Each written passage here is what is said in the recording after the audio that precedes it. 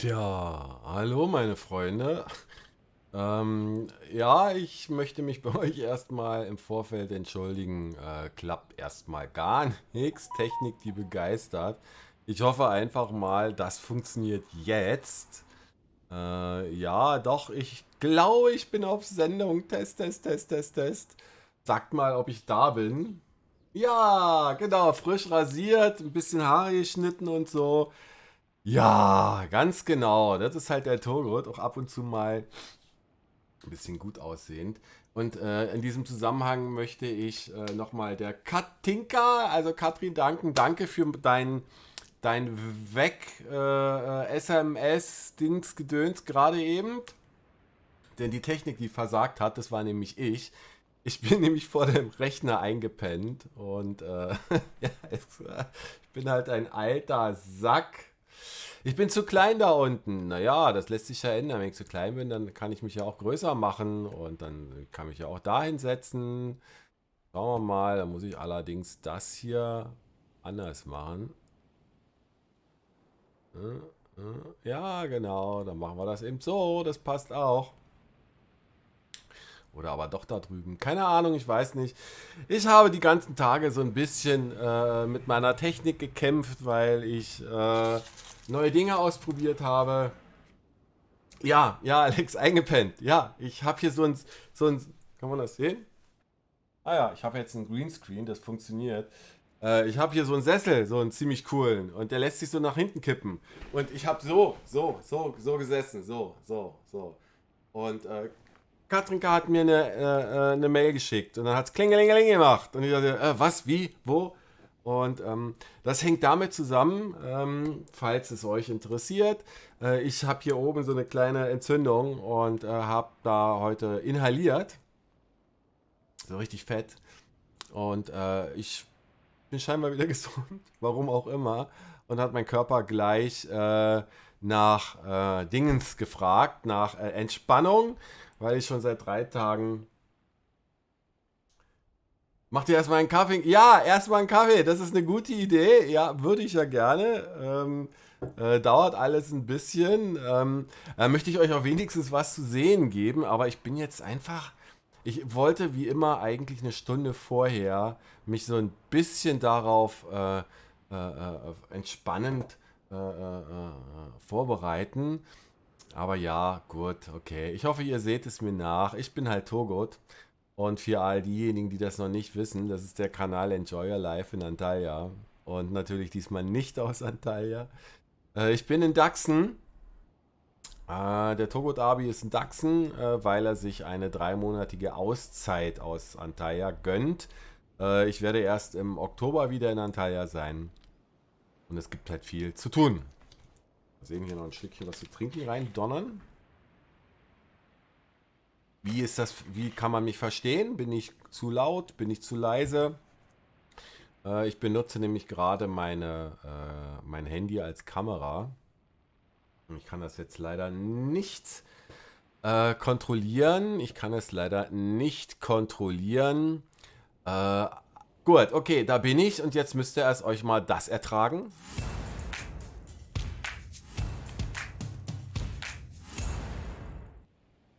Genau, da bin ich wieder. Ähm, Ich hoffe einfach mal, euch allen geht es gut. Also mit einer der Gründe, warum ich das jetzt hier mache, ist, weil ich euch vermisst habe. Ich muss ganz ehrlich sagen, ich habe euch vermisst. Ähm, Gucken wir mal, wer da ist. Katrin ist da, schon gesehen. Talon ist da, Emscha ist da. Alex von Haselnut Adventures ist da. Also da muss ich mal sagen, also deine geplante Tour, da muss ich, also ja, ich habe allerhöchsten Respekt, wenn das dann wirklich irgendwann auch so mal losgeht. Wenn ihr euch wundert, wo ich hingucke, ich bin ja jetzt wieder zu Hause. Ich habe hier rechts und links und so Monitore. Bianca ist da. Hallo, Bianca. Ich hoffe, dir geht es gut. Die Uli ist da. Ist denn der Ibo Abi auch in der Nähe oder ist er beim Angeln? Was haben wir denn da noch? Was haben wir denn da noch? Maga ist da. Maga habe ich noch nie gehört. Wenn du noch da bist, Dankeschön, dass du eingeschaltet hast. Dann, was haben wir denn noch? Oh, da waren ja doch schon einige hier, bevor ich überhaupt online war. Yeses. Ja, okay. Okay, gut. Also fast die üblichen Verdächtigen. Und ein ganzer Haufen davon kommt natürlich auch zu spät. Das ist halt ist halt einfach so. Wenn sie denn dann überhaupt kommen, ich habe ja keine besondere Werbung gemacht, sondern habe einfach mal drauf los äh, gemacht. Ich habe es zumindest versucht. Ja, wie geht's euch denn überhaupt? Erzählt doch mal, schreibt doch mal in den Chat, wie es euch im Grunde genommen geht. Mir persönlich geht's jetzt gut, ihr wisst es, ja, ich bin topfit und war gestern auch auf einer Grillparty. Heute ist nämlich der 1. August hier in der Schweiz. Ein besonderer Tag. Es ist nämlich ein Feiertag, ein Nationalfeiertag. Und eigentlich wollte ich auch in Deutschland einkaufen gehen. Hallo Willi! Aber Rabbel die Katz, auch das scheint mir dann jetzt irgendwie, ja, das ist dann auch nix. Aber naja, was soll man machen? Das Leben ist halt manchmal hart. Ja, das Leben ist halt manchmal hart. Ja, ihr seht schon, ich habe mein Offset hier so ein bisschen verändert. Ich hoffe, das Rauschen von dem Meer ist nicht zu nervig, ansonsten kann ich es auch abschalten. Ey, der Alex ist in der Türkei, finde ich super. Wäre ich jetzt auch am liebsten, aber muss ich leider sagen, ich muss mir diese technische Pause jetzt einfach mal geben. Bleibt mir einfach nichts anderes übrig. Und dem Willi denke ich mal, alter Segler, ja, ich segel. Allerdings nur mit meinen Gedanken ganz weit weg. Ihr seht ja hier schon, hier ist ein ordentliches Mikro. Ein Teil auch jetzt mein Arbeitswerkzeug. Und darüber werde ich euch vielleicht nachher noch ein bisschen mehr erzählen. Der Giuseppe ist da. Hallo, Giuseppe. Ja, also wie ich höre, den einen oder anderen geht es ja gut, aber ich weiß ja, dass im Chat oft nicht so viel geschrieben wird. Aber ihr dürft euch da nach 4 Wochen ruhig mal, dürft ihr die Tastatur schwingen, weil ich habe immer noch keine Möglichkeit gefunden, den einen oder anderen akustisch brillant in meinen Chat mit hineinzubringen. Genau. Gabi, wo ist Gabi? Hat Gabi was geschrieben? Da, Gabriele ist auch da. Hallo! Und natürlich auch bin ich sehr froh und dankbar darüber, dass ihr sagt, ihr habt mich vermisst. Ich habe schon die ein oder andere E-Mail bekommen und ja, ich wünsche euch einfach, ob ihr jetzt in Europa seid oder in der Türkei. Denn der größte Teil der Türkei gehört ja zu Asien und die meisten, die ich kenne, sind halt auf dem asiatischen Teil. Wünsche ich einfach, dass es euch gut geht und feiert ein bisschen das Leben und ja, ganz genau. So muss das sein. Jetzt muss ich mal schauen, ob ich das hier so ein bisschen weggeklickt kriege. Da. Ja, genau. Gucken wir doch einfach mal. Da, ja, ich hatte ja einfach auch technisch was vorbereitet, weil ich wollte ja früher anfangen. Und der Talon ist in Manavgat. Er war in Manavgat. Super, finde ich schön. Und wie war es im Grunde genommen Hin- und Rückflug? Alles supi oder gab es total Probleme? Ich habe ja gehört, dass etliche Leute, die fliegen wollten, da sehr komische Überraschungen am Flughafen erleben mussten. Okay, Reisen. Dann denke ich mal, mache ich einfach das erste Thema auf. Mal sehen, das erste Thema auf. Genau. Ihr wisst ja vielleicht, die Ingrid ist auch da, Ingrid, die Schildkröte. Jetzt ist es aber natürlich so, eigentlich steckt hinter der Ingrid die Schildkröte. Ja, eigentlich. Mittlerweile habe ich es gerafft und ich erinnere mich auch dran. Aber ja, sei gegrüßt, schön, dass du da bist. André, genau, der André, der immer so lustige Chatmitteilungen schreibt.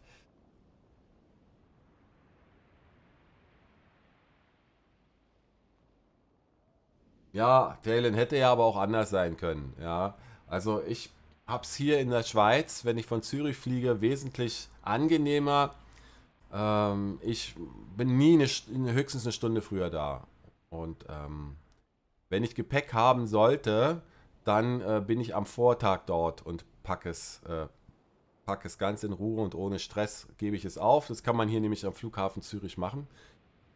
Und das nächste Mal werde ich ja wieder fliegen, weil mit dem Auto fahre ich nicht nochmal in die Türkei. Das hat mehrere Geschichten, die da zum Tragen kommen.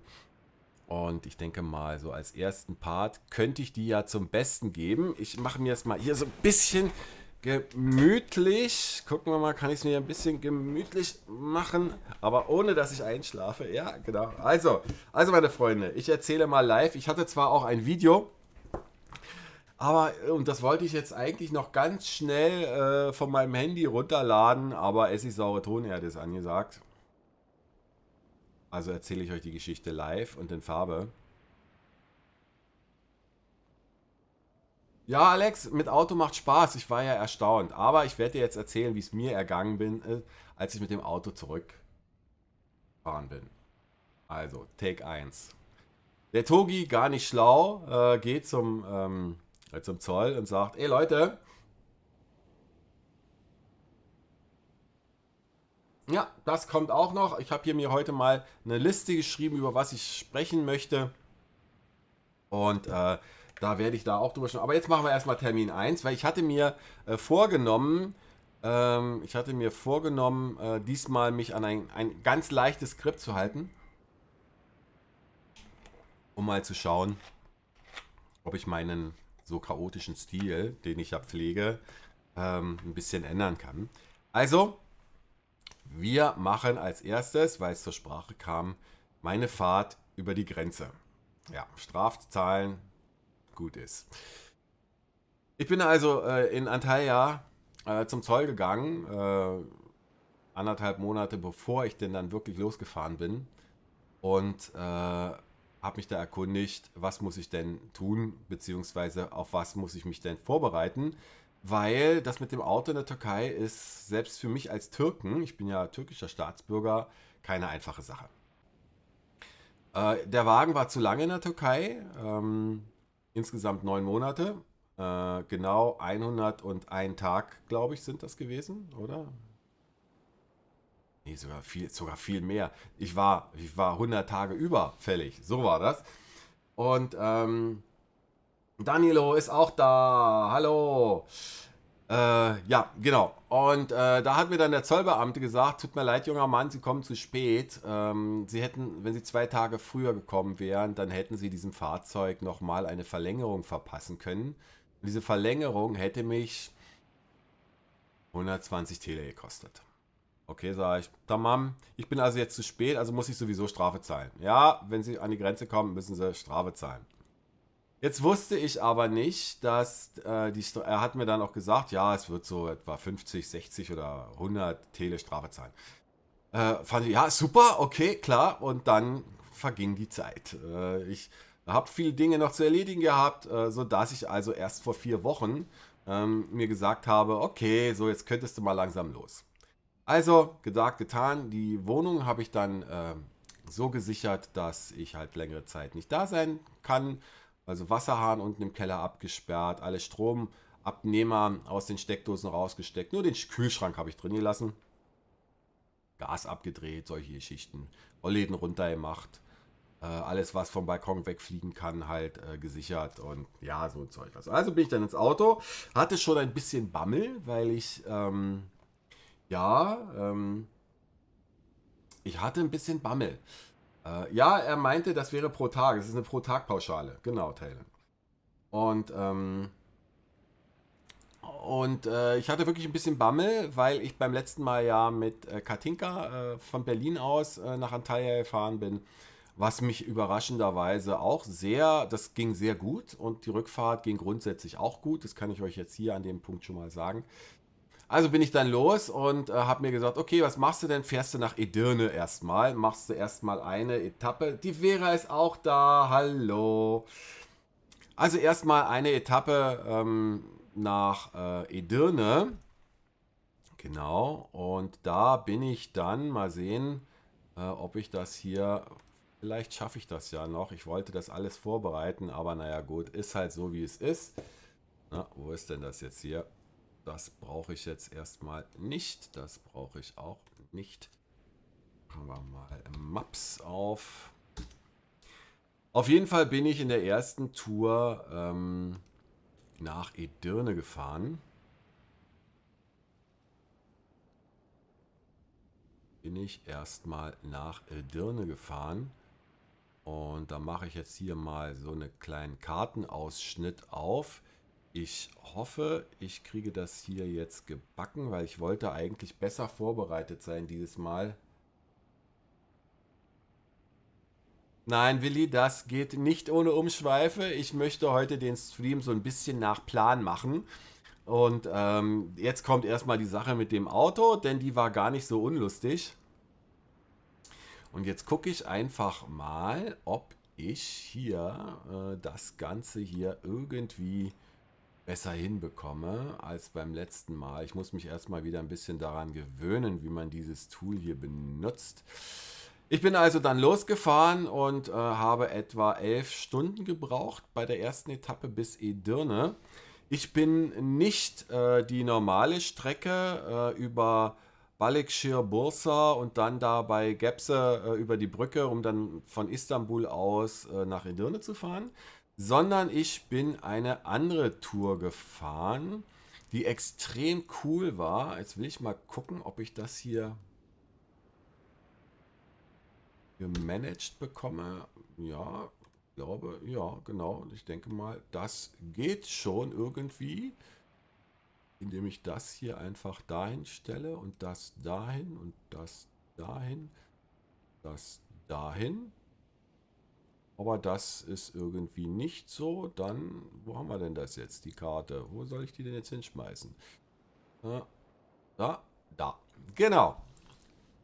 Ganz genau. Und da schiebe ich jetzt mal einfach mal das da mal so ein bisschen woanders hin. Den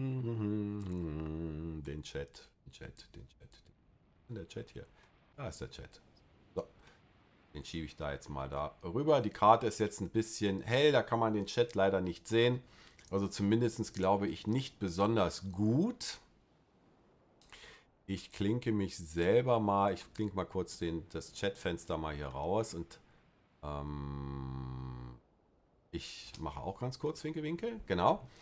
Auf jeden Fall, hier seht ihr ja im Grunde genommen die Karte und die normale. Ich versuche das mal über den Fokus. Da unten komme ich her. Genau, da unten bin ich hergekommen aus Antalya.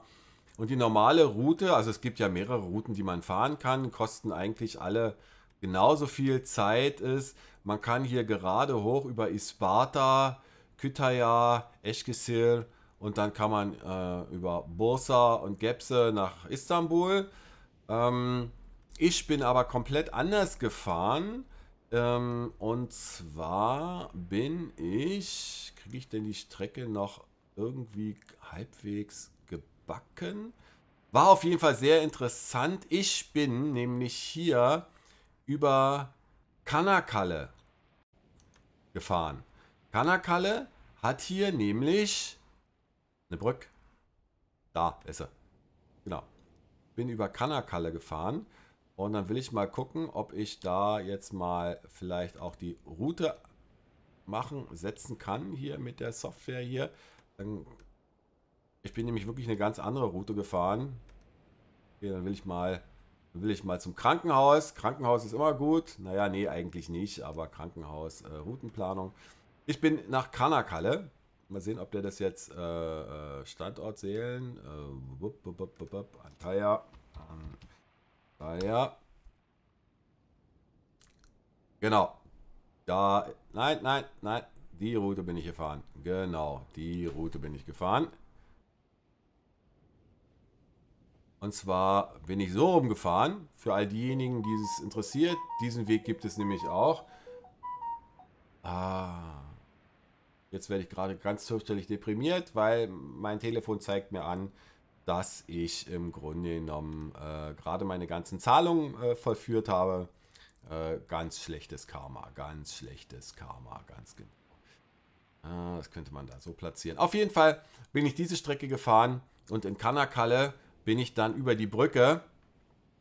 War im Grunde wunderschön, weil das ist wirklich, das ist eine ziemlich coole Strecke. Also sie dauert etwas länger, aber ich wollte auf jeden Fall nicht abends noch über Istanbul fahren. Und dann bin ich dann halt von dort aus hier entlang und im Grunde genommen dann hier über Kaschan bin ich dann nach Edirne gefahren. Genau, nach Edirne. Und Edirne ist ja ein ziemlich cooles Fleckchen grundsätzlich. Da ist Edirne, genau. Und da habe ich mich dann entschlossen, okay, ehe du dir den Stress machst mit der Grenze, wirst du erstmal eine Runde, ähm, genau, wirst du erstmal eine Runde schlafen gehen. Ich habe mir dann da ein Hotel genommen, das hat umgerechnet 50 € gekostet. Das war richtig teuer, fand ich. Also, oder was war das? 1500 Tele? Ja, 1500 Tele. Also ich glaube 80 € oder so. War schon ein ziemlicher Kracher, aber das musste sein und es war auch ganz gut. Also bin ich dann morgens dann im Grunde genommen aufgestanden, um 6 Uhr raus und dann zack, bin ich zur Grenze gefahren. Und bin natürlich nichts ahnend zur Grenze gefahren. Wie viele Stunden hast du gebraucht insgesamt? Insgesamt war ich 31 Stunden unterwegs. Habe zwischendurch nochmal 4 Stunden auf dem Parkplatz gepennt. Und ja, genau. Dahin, genau. Ja, also ich bin dann morgens um 6 bin ich dann zur Grenze gefahren. So, ich wusste ja, dass ich Strafe zahlen muss. Und welches Hotel? Oh, das ist eine gute Frage. Welches Hotel? Okay, er fragt, welches Hotel. Ich muss mal gucken. Äh, Das war das Sultan Hotel in Edirne. Hä? Ja, ich glaube, das war das Sultan Hotel in Edirne. Oder war es das Ischgl?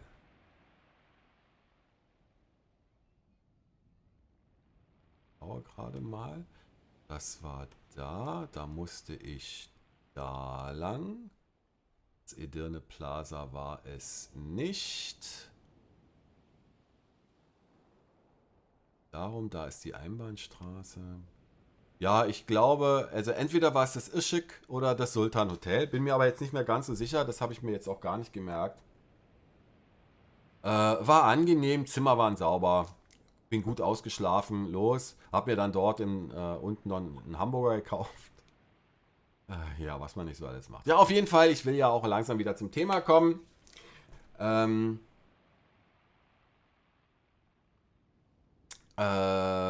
Thema, ganz genau. Also ich morgens um 6 zur Grenze, war eigentlich relativ leer, war unspektakulär. Ich wusste ja, dass mich an der Grenze was erwartet, also der Zöllner guckt mich dann so an und sagt, ja, Penalty. Aha, Penalty, ein Tor. Ich habe ein Tor geschossen, super Sache. In dem Fall ist es aber natürlich Ärger angesagt und er meinte, ja, ich muss darüber zum Zollhaus D3 nee, B3, nicht D3, sondern B3. Mhm. Das ist nämlich, wenn man ausfährt, die Polizeistation. Aber dazu kommen wir gleich. Also, ich wusste ja, okay, gut, ich wusste ja, muss ich Strafe zahlen, also fahre ich dann da auf den Parkplatz davor, gehe da hoch, B3, steht ganz groß drauf, also ganz groß steht da B3 drauf, das kann man nicht verfehlen. Zu. Okay, naja, morgens um 6 hatte ich jetzt auch nicht anders mit gerechnet. Ja, was machst du denn da? Also gehe ich wieder zurück, sag, ja, ist zu, was mache ich denn? Ja, da musst du zu D3. Also zum D3, da muss ich dann zu so einer Schleuse, weil ich war ja schon auf der anderen Seite von der Grenze. Ich bin ja schon durch die Grenze durch. Und wenn ich gewusst hätte, was mich erwartet, hätte ich vielleicht einfach weiterfahren können. Weil der nächste Station, den hat das nicht interessiert, sondern ich hätte das Ganze ignorieren können, aber ich bin nun mal ein ehrlicher Mensch und habe mir damit eine Menge Arbeit gemacht. Also bin ich los und D3, drin. Jeder, der schon mal reingefahren ist mit dem Auto, weiß, wo D3 ist. Das ist da, wo auch die Scanstation ist. Und da bin ich dann hin und habe dann versucht, auf mein schwaches Türkisch und mein Englisch und mein Deutsch und meine Hände und Füße, ja, was ich für ein Problem habe. Ja, dann haben sie mir verklickert, ja, du musst warten, bis die Inspektorin da ist. Echt jetzt? Ja. Okay, also setze ich mich dahin. 2 Stunden später äh, kommt dann jemand da von der höheren Etage und da standen noch einige andere, die das ähnliches Problem hatten. Habe mich da ziemlich gut unterhalten. Da war jemand aus Köln mit seiner Schwester, nee, mit seiner Tochter und die haben auch zahlen müssen und die sagten, ja, sie müssen wahrscheinlich 300 € Strafe zahlen. Da dachte ich, oh, war ja, die sind nur 20 Tage überfällig. Wie viel muss ich denn dann zahlen? Scheiße. Naja, wie auch immer, mit trockenem Mund. Dann kam dann irgendwann die Inspektorin und dann bin ich dann da rein und wieder warten angesagt. Ja, dann kamen einige fröhlich raus, einige nicht fröhlich. Und dann bin ich dann da rein und habe ihr dann erklärt, was das Problem ist. Und sie hat sich das angeguckt und dann sagt sie, nee, ich kann dir nicht helfen. Du bist hier total falsch. Mittlerweile war es 8:30 Uhr. Wohl, ja, ich bin seit 6 Uhr an der Grenze, es ist 8:30 Uhr. Dann ist sie nachher mit mir zum Schalter gegangen. Die haben dann eine Runde rumdiskutiert und sagt, ja, nee, du bist hier total falsch. Du musst nach B3. Ja, ja, sag ich. Das weiß ich, dass ich B3 hätte gehen müssen, aber da war halt zu morgens um 6. Ja, nee, die machen halt einfach erst um 9 auf. So. Und ich wusste es, ich wusste es. Hätte ich mich hier alles. Also wieder zurück, durch die Schleuse durch. Und beim ersten Mal musste ich 15 Minuten warten, weil an den Schleuseneingängen war einfach keiner. Um die Uhrzeit kommen noch keine Busse und diese Schleusen sind dann halt einfach nicht besetzt. So. Also ich wieder zurück, da war immer noch zu. Was mache ich denn jetzt? Hm. Ja, dann habe ich ein paar Minuten gewartet, dann hat das Ding geöffnet, super, gehe ich rein und nix. Ich finde einfach nicht, wo ich hin will. Ja, wie ein Dorftrottel halt einfach. Hängt der Chat? Nein, ich denke nicht, dass der Chat hängt. Nein, nein, der Chat hängt nicht. Nein, ich sehe den Chat und ihr könnt den Chat wahrscheinlich auch sehen. So, ich setze mich jetzt da kurz rüber da. Mach den großen Mann da ein bisschen größer, damit er mich mehr sieht, weil ich bin ja hier die Hauptperson. Also habe ich da angefragt, ja, ich muss wegen einem Penalty halt was bezahlen. Er sagte, ja, da sind Sie hier falsch.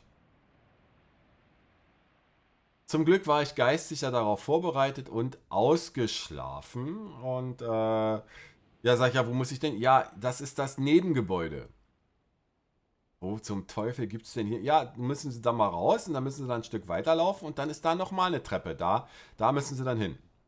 Okay, also ich wie halt ein typischer Dovi, der die Sprache nicht kann und mit Händen und Füßen sich unterhält. Hallo Arsena, schön, dass du da bist. Also ich da runter getrottelt, drin, da in das. Es sieht auch nicht anders aus. Ist genau das gleiche in weiß. Tja, wo muss ich jetzt hier hin? Also habe ich jemanden gefragt, der guckt mich an. Ja, nee, hier sind sie. Nee, da müssen. Sie müssen da am Eingang, da rechts, da ist eine ganz kleine Tür, da müssen sie rein. Okay. Also am Eingang ist, wenn man reinkommt, links eine ganz kleine quadratische Tür. Nein, nicht quadratisch. Ich gehe da rein, mache die Tür auf. Oh, das sieht nach Polizeistation aus. Eine große Bank im Grunde genommen, mit einem Haufen Leute, die irgendwas wollen, dann reges Treiben hin und her. Also setze ich mich dahin, warte, bis man mich anspricht, ja, und sagt, ja, hier, ich muss Strafe zahlen. Ja, okay, der junge Mann da hinten, der wird mal erstmal abchecken, wie viel Strafe sie zahlen müssen. Ja, also mittlerweile wurde es 11, halb 11. Und dann hat er gesagt, ja, hier ist der Zettel, so viel müssen Sie Strafe zahlen. Und dann bin ich erstmal in Ohnmacht gefallen. Zweimal wegen 2 Vergehen 15.000 türkische Lira. Einmal Überziehen der Zeit, dass der Firmenwagen sich in der Türkei aufhielt. Für andere Leute wäre es noch schlimmer gekommen, da es sich dabei um einen Firmenwagen handelte, habe ich einen anderen Tarif bekommen. Und das andere, was war denn das zweite? Also Überziehen der Zeit. Ah, und ich bin also ich bin zweimal mit dem Flieger nach Deutschland, in die Schweiz und habe dort beim ersten Mal so einen Zettel ausgefüllt und beim zweiten Mal wollten sie schon 6.000 Strafe haben und habe gesagt, nee, die zahle ich nicht und bin trotzdem in den Flieger. Hätte ich das mal gemacht, denn aus den 6.000 sind dann 15.000 geworden. Ja, so kann es halt einfach gehen. Bogots Eigenwille. Ja, es wäre gar nichts passiert. Bei der nächsten Einreise hätte man mir gesagt, ich hätte Schulden.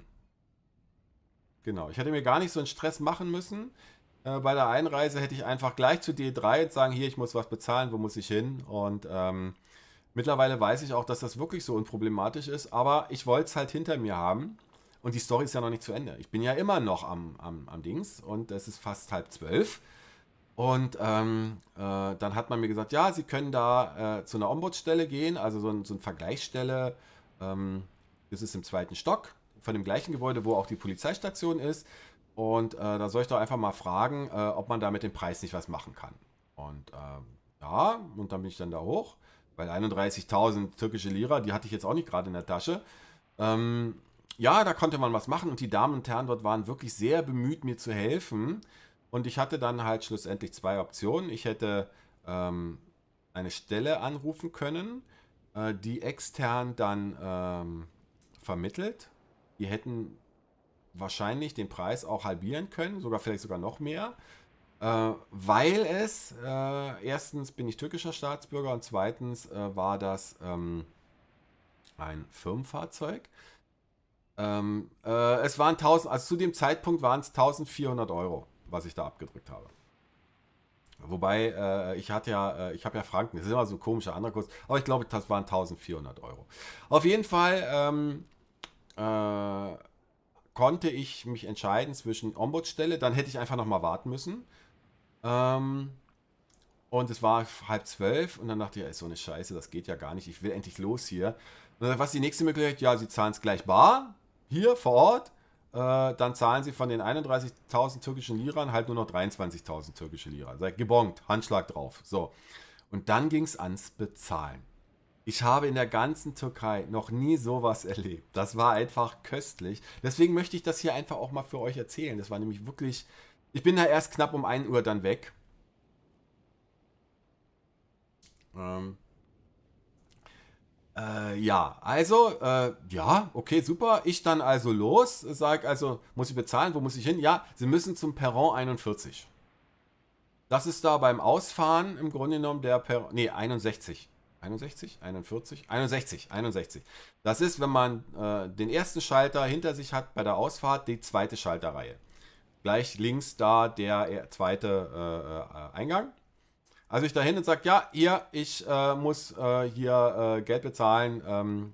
Okay, gebe den Zettel hin und zeige meine Karte, also Kreditkarte, sage, ja, will bezahlen. Sagst du, nein, hier ist nur Bargeld. Ich gucke die an. Wirklich?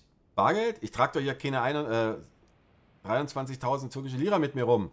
Ja, dann müssen Sie mal da beim Perron 41 gehen, weil der hat Kreditkartenzahlmöglichkeit. Also ich dann zum Perron 41 und steckt da die Kreditkarte rein, der tüttelt da mit dem Computer rum, macht Map, geht nicht, Map, geht nicht. Ja, tut mir leid, nee, geht nicht, funktioniert nicht. Da war ich dann schon zum ersten Mal ein bisschen fertig. Also in der Türkei hat was mit, wenn du Geld bezahlen willst, funktioniert das in der Türkei eigentlich immer.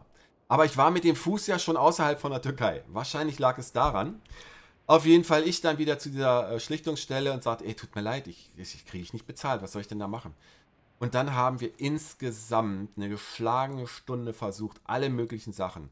Jene Terminals und bin dann runter mit dem Chefanwalt da, der sich dann mittlerweile eingemischt hat. Und wir haben auch über meine App probiert. Ich habe ja ein türkisches Konto und dann haben wir da probiert, hat alles nicht. Die konnten mir keine vernünftige IBAN geben, gar nichts ging. Also sind wir dann runter und dann hat der Typ da, der Chefanwalt da, hat dann einen von den Schlipsträgern erwischt da und hat ihm sein Leid geklagt. Dann sind wir losgelaufen zu zweit. Dann hat er noch einen Schlipsträger angesprochen, dann waren wir zu dritt. Dann sind wir raus aus dem Gebäude, dann haben wir noch jemanden angesprochen, da waren wir zu viert und sind dann zum Perron 43. Und dann haben sie den armen kleinen Beamten da zwar nicht zur Schnecke gemacht, aber dann standen 3 im Schlips plus ich und der arme Kerl am Rechner und versuchten das jetzt zu bezahlen. Es ging einfach alles nicht. Dann sind wir zu dem nächsten Perron, ging auch nicht. Und dann waren selbst die schon wirklich sehr genervt und waren, das kann doch nicht sein, das sind doch bloß läppische 23.000 Tele, das müssen wir doch irgendwie bezahlt bekommen. Und dann sind wir wieder zurück. Und dann stand da jemand, der hat gerade eine Frühstückspause gemacht. Also es war mittlerweile 12:30 Uhr, muss ich sagen. 12:30 Uhr. Und ein ganz chilliger Typ sagt, ja, okay, dem haben wir dann auch alles gezahlt. Also wir waren dann mittlerweile 6, haben dann im Kreis gestanden, haben dann ein bisschen rumdiskutiert. Ich war natürlich eigentlich mehr still, habe hier und da mal was gesagt. Und dann sagt er, ja, warum kommt er dann nicht in die Polizeistation und bezahlt dort? Die gucken sich wirklich alle an wie ein Auto, nur nicht so schnell. Sag, ja, können wir ja mal machen. Also sind wir dann dahin. Und es ist an der Stelle gewesen, wo der Polizist dort mir den Zettel überreicht hat. Mit der Rechnung von 31.000. Wenn ich von Anfang an gleich zu ihm zurückgegangen wäre, nachdem ich das mit der Schlichtungsstelle geklärt hätte, dann hätte ich es gleich gesagt. Und der hat, ja, dann über das Terminal da, das geht immer. Also habe ich das dann über das Terminal bezahlt und war dann auf einen Schlag 23.000 los. Ich hatte vorher auch noch am Bankautomaten probiert, Geld abzuholen, Bargeld. Aber nachdem ich die ersten 4.000 türkischen Lira runtergeholt hat der Automat gesagt, ja, ich gebe dir kein Geld mehr. Kartenlimit erreicht. Ja, okay, das war im Grunde genommen das, was mich dann an der türkischen Grenze erreicht hat. Ich habe dann das bezahlt und hatte dann im Grunde genommen das Problem weg. Ich habe halt 23.000 bezahlt, zwei Penalties, also zwei Strafen. Einmal halt Überziehen des Fahrzeugaufenthalts in der Türkei und einmal das Land verlassen, ohne diesen komischen Zettel auszufüllen. Einmal habe ich es gemacht und einmal habe ich es nicht gemacht. Okay, dann war es mittlerweile 13 Uhr und bin dann losgefahren und wirklich zum Glück der Rest der Fahrt bis in die Schweiz war echt unproblematisch. Ähm, bin an Bulgarien vorbei, an Sofia vorbei, dann über Österreich, Deutschland, über München. Zeitlich hat das alles super gepasst. Bin an diesem See, am Bodensee entlang, aber oben rum auf der Nordseite bin ich entlang gefahren, um dann von dort aus über Schaffhausen nach Hause zu kommen. Aber unterwegs, ich glaube in der Nähe von Sofia nochmal 4 Stunden auf dem Rastplatz verbracht und bin dann eigentlich sehr unproblematisch nach Hause gekommen. Und mein Auto hat auch keine Zicken gemacht. Ich habe halt mein Campingzeug dabei gehabt, habe mir unterwegs einen Kaffee gemacht. Ich habe auch diese Suppen dabei gehabt und meine Schwester, Gülabla, die hat mir Küsse und Zeug mitgegeben, damit ich unterwegs Proviant habe. Und an dieser Stelle möchte ich mich nochmal bei ihr ganz herzlich dabei bedanken. Das Küsse hat das Leben wirklich gerettet, ohne jede Frage. Ähm, ja, und dann bin ich dann halt angekommen und so war das eben. Das zu meiner ersten Story für heute. Genau, und ihr seid hier bei Togut Abi. Genau, das ist Enjoy Your Life in Antalya. Ich erzähle euch meinen Lebensweg aus der Schweiz in die Türkei und was ich dabei so erlebe.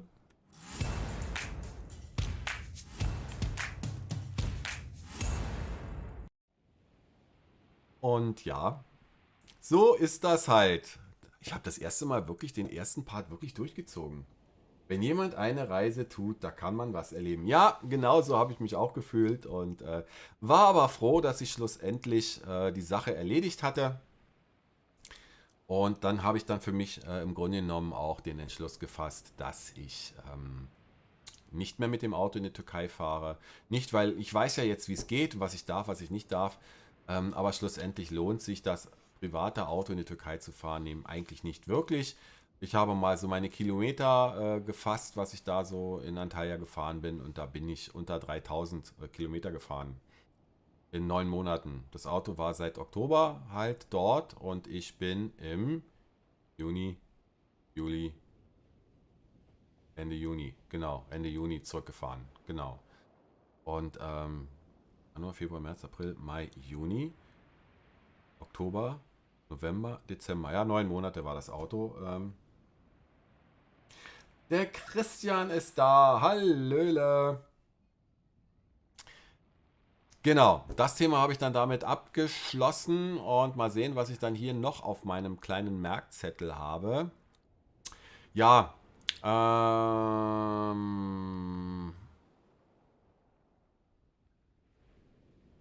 Urlaub und OP. Ja, es ist ein komisches Thema, ich weiß. Aber aufgrund meiner Tätigkeiten, ich mache ja dieses Stream ja seit Dezember 19, also schon eine ganze Weile, Streams, Video etc., die sich mit der Tatsache beschäftigen, ein Mann geht in die Türkei, ein Ausländer, ein türkischer Ausländer, zu Gast in der Schweiz, will in die Türkei auswandern. Da kommt man natürlich auch zu solchen Sachen wie hier, neue Zähne. Die meisten von euch wissen es ja mit Sicherheit schon. Christian ist auch da. Na, den hatten wir jetzt gerade schon. Genau, Christian hatten wir schon. Okay.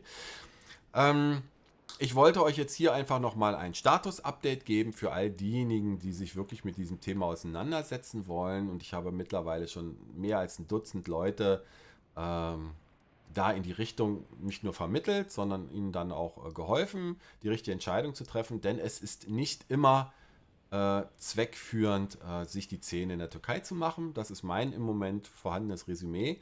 Ich für mich selber muss sagen, für mich hat es 100% funktioniert. Ich habe keine echten Beschwerden. Die Sache mit hier oben, die legt sich im Moment auch gerade ziemlich gut. Und mit meinen neuen Beißern kann ich auch hier mal mit offenem Mund und Lächeln in die Kamera schauen. Und bin ich sehr froh drüber. Es ist eine Entscheidung, die hätte ich viel früher machen sollen.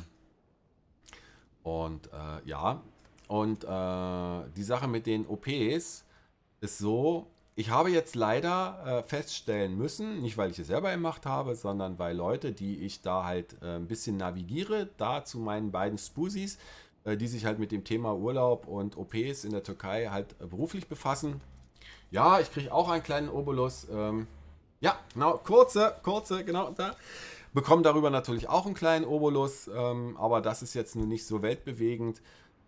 Ihr könnt das alles auch selber machen.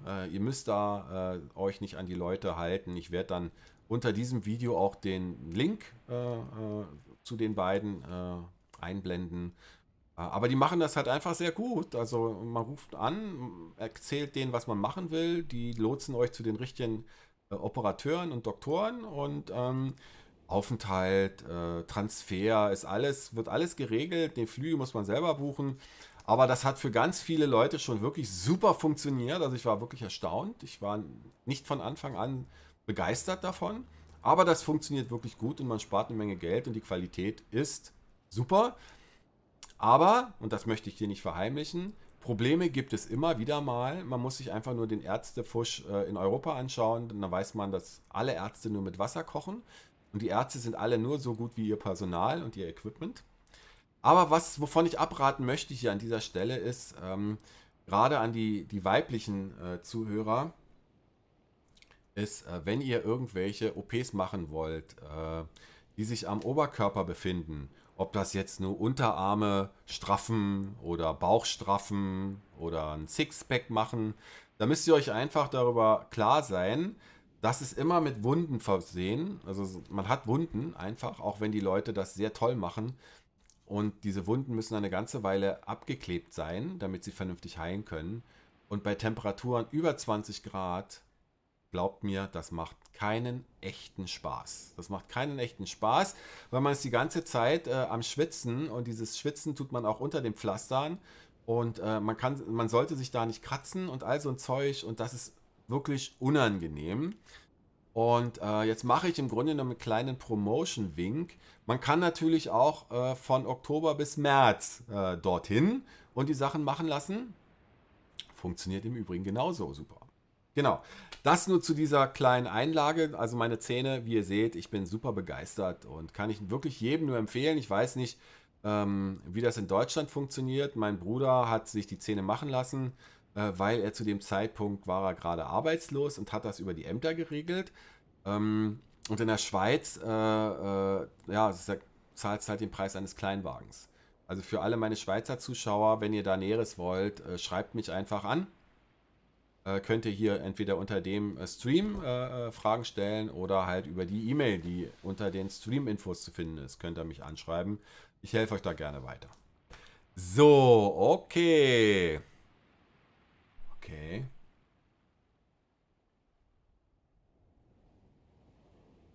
Ja, Asena, das kann ich mir vorstellen. Ganz viele Menschen mit türkischem Hintergrund erzählen mir, dass sie als Kinder immer mit dem Papa und dem Ford Taunus in die Türkei gefahren sind, mit massiv Gepäck und so.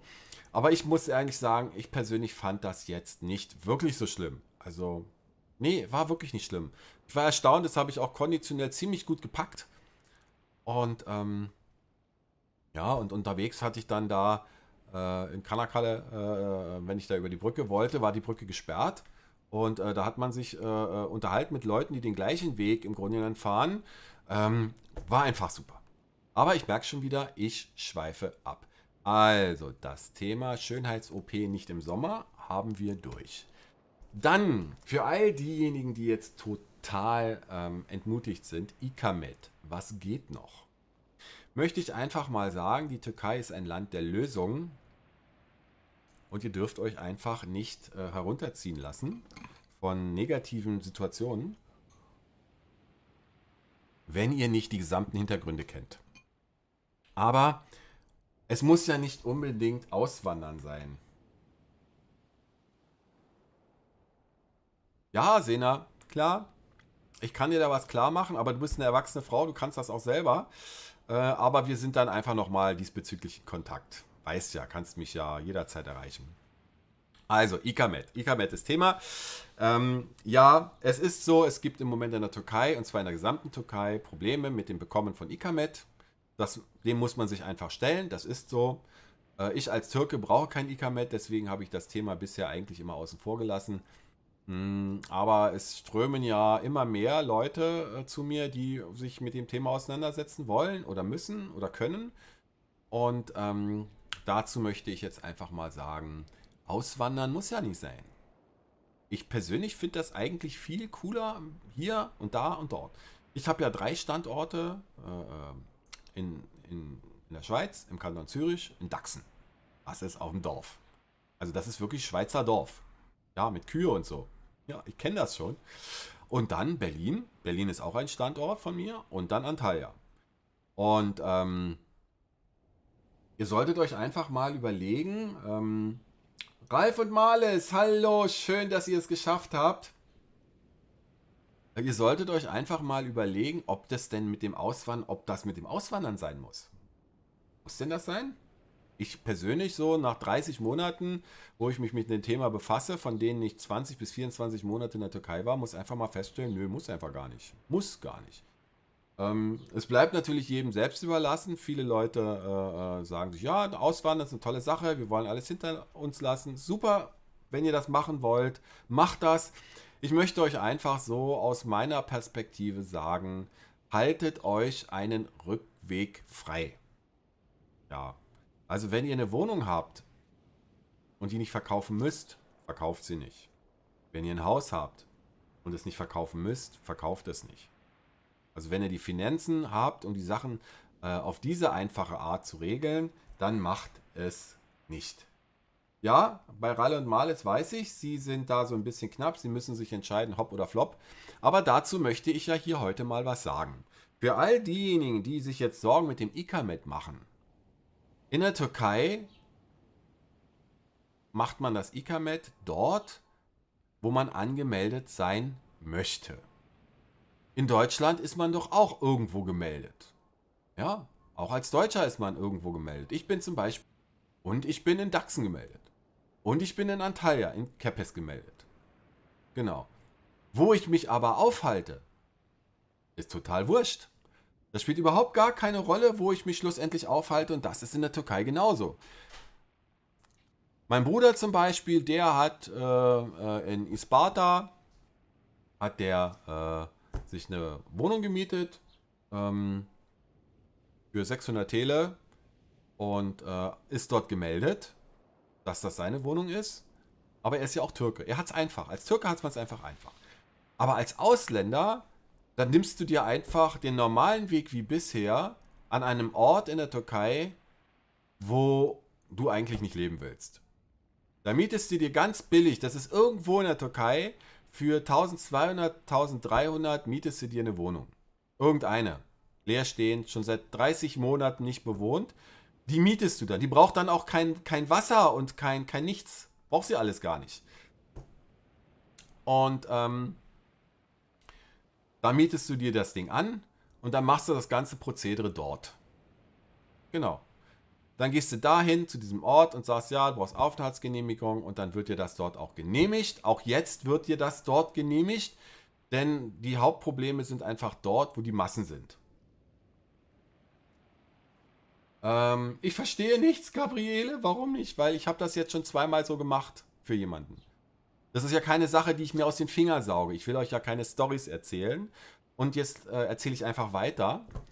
Und wenn du dann dort deinen Ikamet hast, dann kannst du dich in der ganzen Türkei aufhalten. Genau.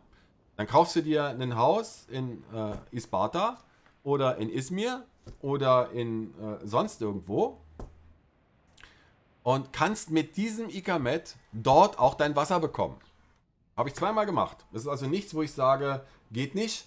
Aber ihr müsst es herausfinden, ob es für euch geht. Das ist ganz wichtig.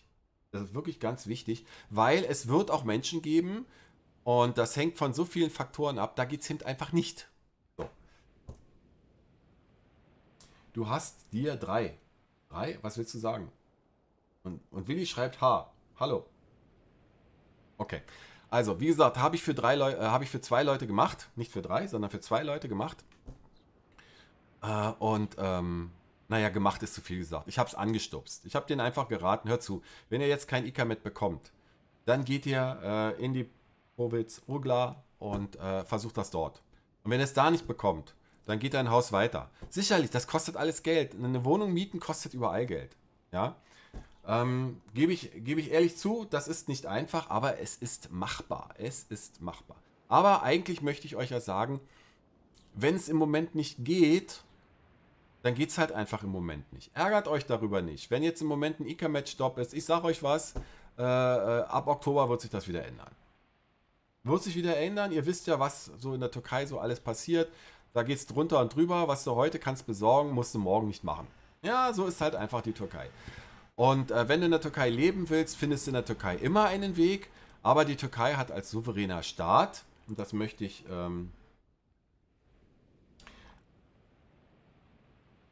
ja, Mieter weiß ich nicht. Kann ich jetzt nicht sagen. Die beiden, die haben halt eine Wohnung gekauft in Antalya. Und die hatten auch wirklich das Problem, dass sie auf letzten Drücker einfach vom Ikamet-Amt gesagt bekommen haben, die Wahrscheinlichkeit ist 0%, dass sie da ein Ikamet bekommen. Gut, für die beiden wäre es jetzt kein Problem gewesen. Die hatten ja ihr Urlaubsvisum und man kann ja das Urlaubsvisum auch noch 3 Monate verlängern. Das kann man ja machen. Da geht man, ich weiß jetzt nicht mehr genau, welches Amt das war, aber es geht, das weiß ich. Du kannst dein Urlaubsvisum kannst du um 3 Monate verlängern. Und dann kannst du ein halbes Jahr am Stück dort bleiben. Muss man sich halt drum kümmern. Da muss man Ämter laufen, man muss Geld bezahlen, aber es geht. Aber wovon wollte ich jetzt hinaus? Ja, genau. Bei Mieter weiß ich es nicht hundertprozentig, die hatten Eigentum. Und da ging das. Und Mieten ohne Ikamet als Ausländer geht ja sowieso nicht mehr. Also kann man machen. Doch, das geht, kann man machen. Aber du brauchst ja, wenn du einen Ikamet beantragen willst, musst du ja einen Mietvertrag haben oder einen Tapu. Eins von beiden musst du ja haben, sonst kriegst du keinen Ikamet. Ein Mietvertrag oder Tapu. So. Mietvertrag kriegt man relativ zügig und schnell. Aber mittlerweile ist es auch so, dass die ja auch kontrollieren in der Türkei, wie viel Mieter bereits auf die Wohnung registriert sind. Ja, ja, das war bei meinem ersten Anlauf, um Kollegen zu helfen, ein Problem, weil die Wohnung, die er da gemietet hatte, er hat da einen Mietvertrag gemacht mit jemandem, hat 600 Tele hingeblättert und dann stellte sich heraus, April, auf die Wohnung sind schon 7 Mieter. Ja, das hat dann nicht funktioniert beim ersten Anlauf beim Ikamet-Amt, weil die haben ganz klar gesagt, ja, wenn da noch ein Mieter angemeldet ist, dann zwei Leute können nur sehr schwer in eine Zwei-Zimmer, das funktioniert so nicht. Das muss anders gemacht werden. Ähm,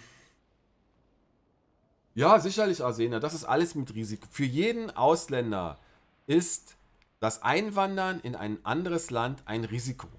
Weil, da komme ich jetzt nochmal mit der Souveränität zu tragen, kein Mensch auf dieser Welt hat ein Anrecht auf eine Aufenthaltsgenehmigung. Ein Anrecht gibt es nicht. Nicht mal, wenn du Arbeit vorweisen kannst, und das ist auf der ganzen Welt, so wie ich das recherchiert habe, ist das auf der ganzen Welt so, nicht ein Arbeitsplatz, nicht Eigentum, nicht Verwandtschaft, nicht Heirat. Gerade das mit dem Heirat, ganz viele Leute denken, ja, ich bin mit derjenigen verheiratet, jetzt kann ich da in Thailand zum Beispiel jetzt dann, nein, also nein, das ist im Einzelfall zu klären und wenn den Leuten, die deinen Fall bearbeiten, deine Nase nicht passt, eine Unterlage in einer schlecht leserlichen Schrift geschrieben ist, das Konto auf der falschen Bank ist, kann es einfach, nee, kriegen sie nicht. Das ist auf der ganzen Welt so. Und wir haben uns, also die Leute, mit denen ich gesprochen habe, scheinen sich angewöhnt zu haben, sie dürfen als Leute mit Devisen alles machen. Nee, nein, weil ihr einfach nicht die ausreichenden Mengen an Devisen habt. Darum geht es nämlich. Genau. Ich möchte einfach an dieser Stelle lasst euch nicht entmutigen. Es gibt mehrere Wege, sein Leben in der Türkei zu verbringen. Und ihr dürft ganz normal mit eurem Visum, könnt ihr 6 Monate im Jahr, 2 mal 3 Monate ganz normal. Also 3 Monate Türkei, 3 Monate Deutschland oder Schweiz, 3 Monate Türkei, 3 Monate Deutschland, Türkei. Könnt ihr halt so hin und her pendeln. Ihr könnt aber auch am Stück 6 Monate. Da müsst ihr aber halt das Visum verlängern. Visumverlängerung funktioniert, das geht, kostet ein bisschen Geld. Wie viel weiß ich nicht, weil das ist Information Hörensagen. Hörensagen. Ich habe ein Visum noch nicht selber verlängert, weil ich brauche keins. Genau. Und da kommen wir zu einem nächsten Thema. Ja, hallo. Wer ist denn noch gekommen? Hier schreibt keiner mehr. Ihr dürft ruhig was schreiben. So Fragen stellen und so. Aber ihr habt ja keine Fragen. Ihr hört mich ja lieber gerne sabbeln. Sabbeln ist eine gute Geschichte. Ich kann jetzt wieder mal so richtig vom Leder ziehen. Also ICAMED habe ich jetzt abgeschlossen. Und da ich diesen Stream ja aufzeichne, möchte ich euch einfach mal sagen, für all diejenigen, die jetzt erst sich den Stream anschauen, ich bin Togut Abi und das ist der Kanal Enjoy Your Life in Antalya. Und dann zeige ich euch mal, was ich eigentlich am Start des Streams einblenden wollte.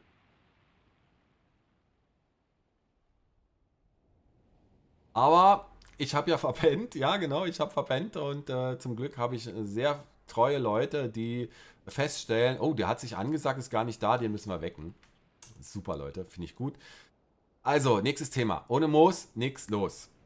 Ja, das ist halt einfach so und ich kenne jetzt mittlerweile leider einige, die das Finanzielle beim Auswandern einfach vernachlässigen.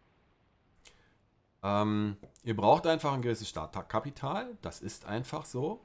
Und ich persönlich stehe jetzt auf dem Standpunkt, also momentan Stand jetzt, Mieten ist eine schwierige Angelegenheit, die Preise steigen immens in die Höhe. Die türkische Regierung versucht zwar da wirklich zu machen, was geht, ist aber halt auch nicht wirklich einfach. Ja, ist einfach nicht einfach. Und das wird für Leute, die mieten, halt wirklich schwierig. Ich habe jetzt ein paar Streamer gesehen, Sven und Tamara sind zum Beispiel welche, die haben jetzt ein Video gemacht. Ja, Alex, ich wünsche dir was. Genau, Pflege muss sein.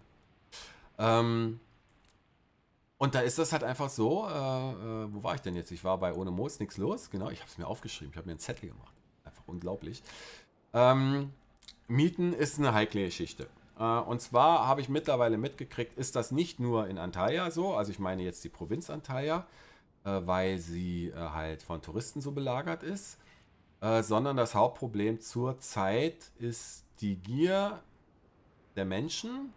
Und damit meine ich nicht nur Türken, weil nicht nur Türken besitzen Wohnungen und Häuser in der Türkei, sondern auch die Gier anderer Menschen. Und Mieten ist da halt einfach zurzeit schwierig.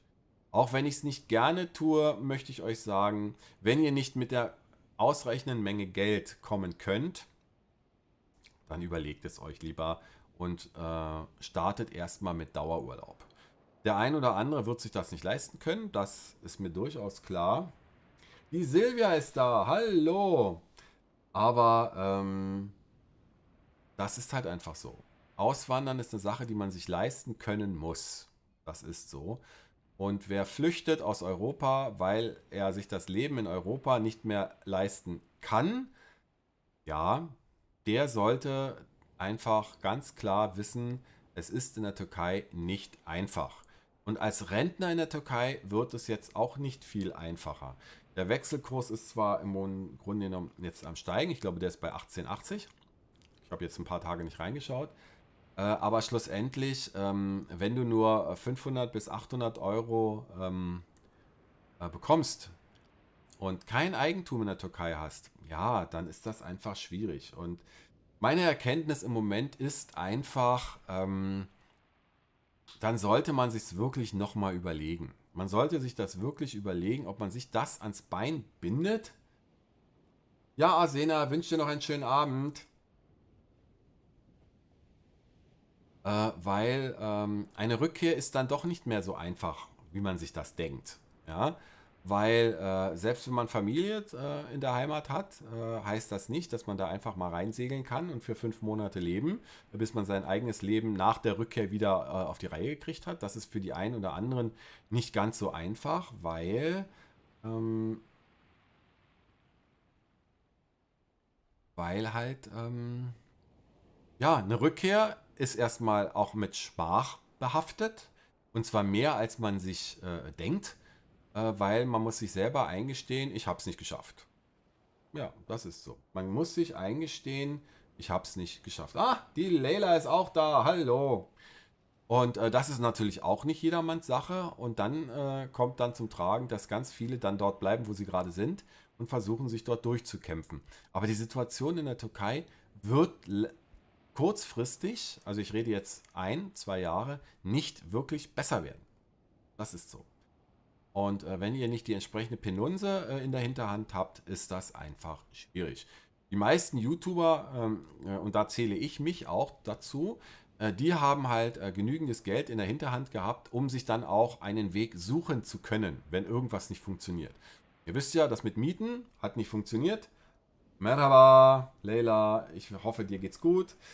Hm, Bei mir hat das mit den Mieten nicht funktioniert. In 2 Jahren 3-mal Mieterwechsel, also die Vermieter gewechselt, war sehr nervig, aufreibend. Ich hatte zwar keine echten Probleme, aber ich habe mich dann doch entschieden, am richtigen Zeitpunkt, zur richtigen Stelle eine Wohnung zu kaufen. Ich bin jetzt schlussendlich froh drüber, weil ich jetzt ein Standbein auch in der Türkei habe. Aber ich muss damit einfach auch rechnen, dass ich noch weiterhin Geld verdienen muss. Die meisten wissen um meine finanzielle Situation. Ich müsste nicht mehr arbeiten und ich habe auch noch eine Firma. Aber ich bin da ganz ehrlich, mein erster Versuch, eine Firma zu haben, ist eigentlich, wenn ich ehrlich bin, in die Hose gegangen, weil ich nicht weiß, wie man heutzutage Marketing macht. Das ist so. Aber jetzt schweife ich vom Thema ab. Ich bin ja dabei gewesen, ohne Moos nichts los. Ich möchte euch einfach ans Herz legen, wenn ihr euch mit dem Gedanken des Auswanderns beschäftigt, braucht ihr Geld. So einfach ist die Wahrheit. Da gibt es kein Wenn und Aber. Ohne Moos ist nichts los. Aber es gibt ja auch noch was anderes. Man kann ja auch viel Urlaub machen. Also euch stehen ja insgesamt 6 Monate zu und wenn ihr es richtig anstellt, könnt ihr die auch am Stück machen. Genau. Macht euch Gedanken drum. Ich hoffe einfach mal, ihr werdet für euch die richtige Entscheidung treffen. Denn schlussendlich seid ihr diejenigen, die das dann hinterher ausbaden müsst und nicht ich. Genau. Tada, wieder ein Punkt abgesprochen. Ey, ich gehe heute nach Liste. Mal sehen, ob das wirklich funktioniert.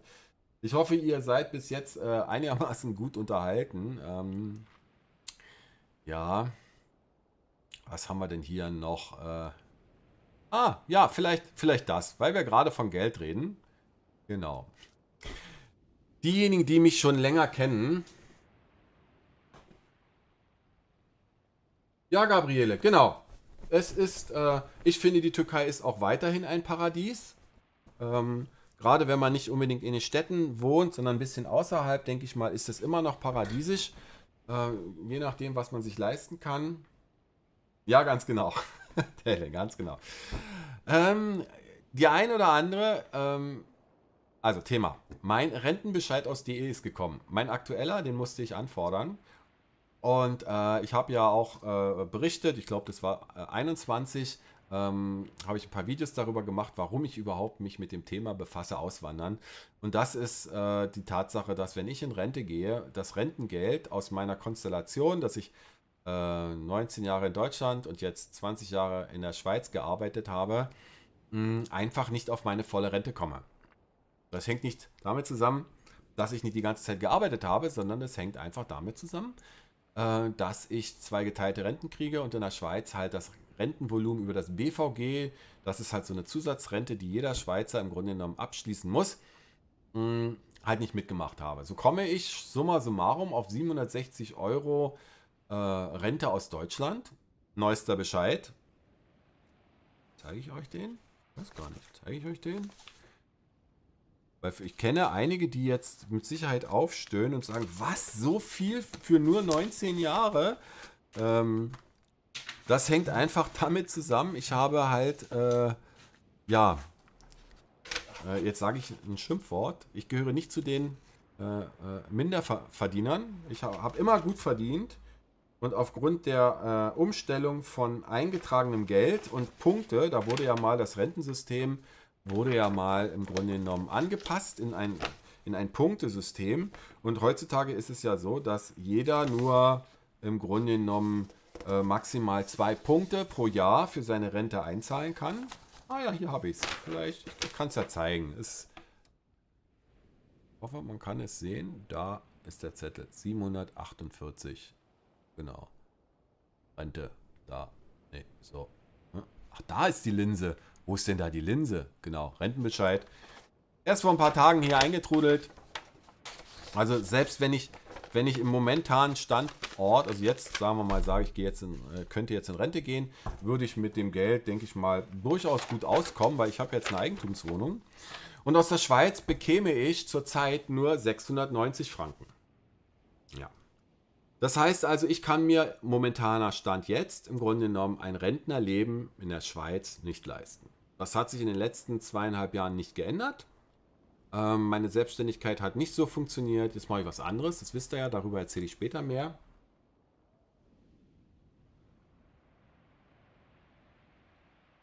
Oh, weil wir in der Türkei leben, müssen wir jetzt Steuern nachzahlen. Da würde ich euch aber wirklich raten, ehe ihr das sang- und klanglos macht, schnappt euch in Deutschland einen Sozialrechtsberater. Da habt ihr Anrecht drauf als Deutsche, weil vieles, was von euch verlangt wird, ist nicht das, was ihr tun müsst. Das Versteuern der Rente ist zum Beispiel das habe ich jetzt vor 2 Tagen in einem Video gesehen, ich kann es aber nicht verifizieren, die Information, ist vom BGH, ich glaube es ist BGH, abgeschmettert worden. Steuern, die ihr bezahlt habt, die ihr schon mal versteuert habt, müssen nicht versteuert werden und das kann per Gerichtsentscheid im Grunde genommen dementiert werden, diese Forderung. Aber man muss sich drum kümmern. Das ist im Übrigen ganz viel in Deutschland so. Wenn ihr euch nicht drum kümmert, dann seid ihr diejenigen, die das Nachsehen haben. Also informiert euch ausreichend. Wenn ihr solche Sachen gemacht habt, wie zum Beispiel, ihr seid einfach in die Türkei abgehauen, damit spreche ich euch, Gabriele und Willi, nicht direkt an, sondern ich meine das jetzt pauschal, weil ich weiß nicht, wie es bei euch war.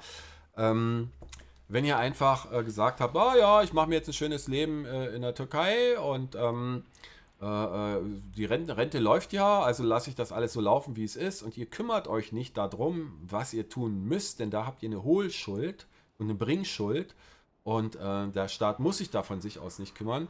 Wenn es dumm läuft, kann es durchaus sein, dass euch ein gewisser Rententeil aberkannt wird und dann müsst ihr den ganzen Quatsch zurückzahlen. Nicht lustig, wirklich nicht lustig. Wer in eine solche Falle getappt ist, der hat mein ernstes Beileid, weil das ist eine Menge Arbeit, das wieder gerade zu biegen.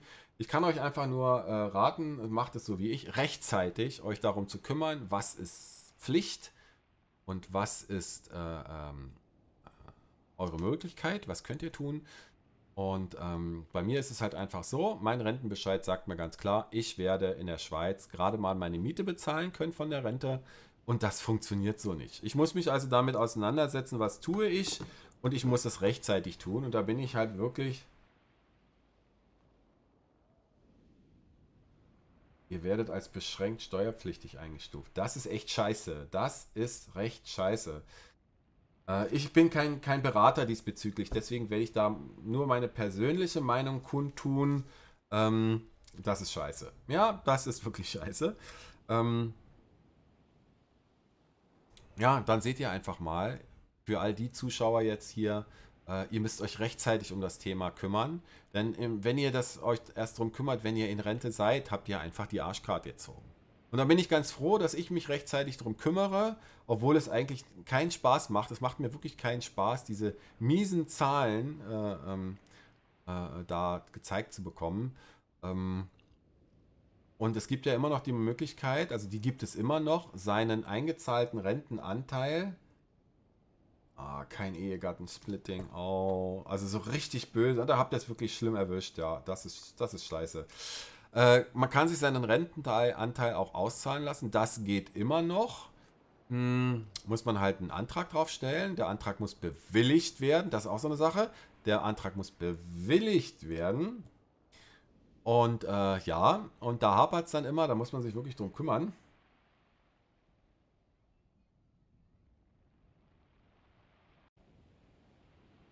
Ja, Vera, das ist halt aber so, man muss rechtzeitig, muss man sich mit den Dingen auseinandersetzen.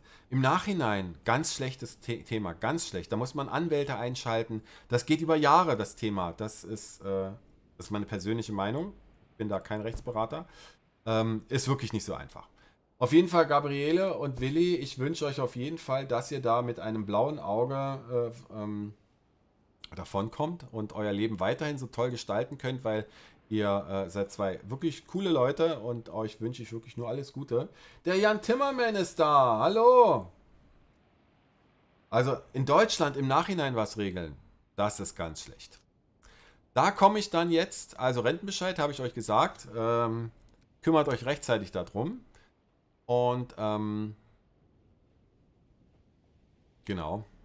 Ja, was machen wir denn für als nächstes? Ja, dann mache ich doch nochmal.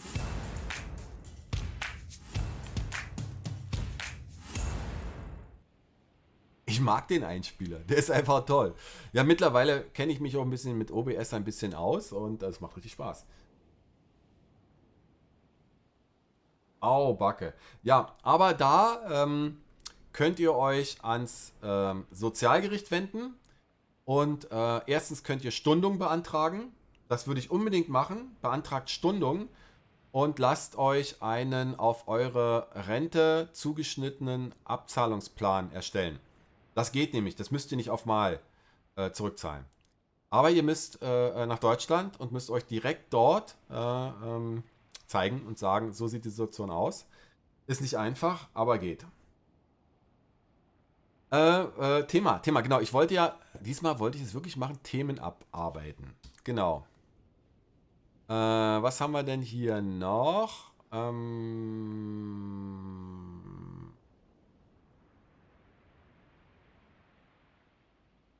Ja, Jan, auf jeden Fall. Also ich bin im Januar mit Sicherheit in Antalya, ganz definitiv. Und da komme ich auch gerne mal in Belek vorbei. Kein Thema. Na, da fällt mir ja ein Stein vom Herzen.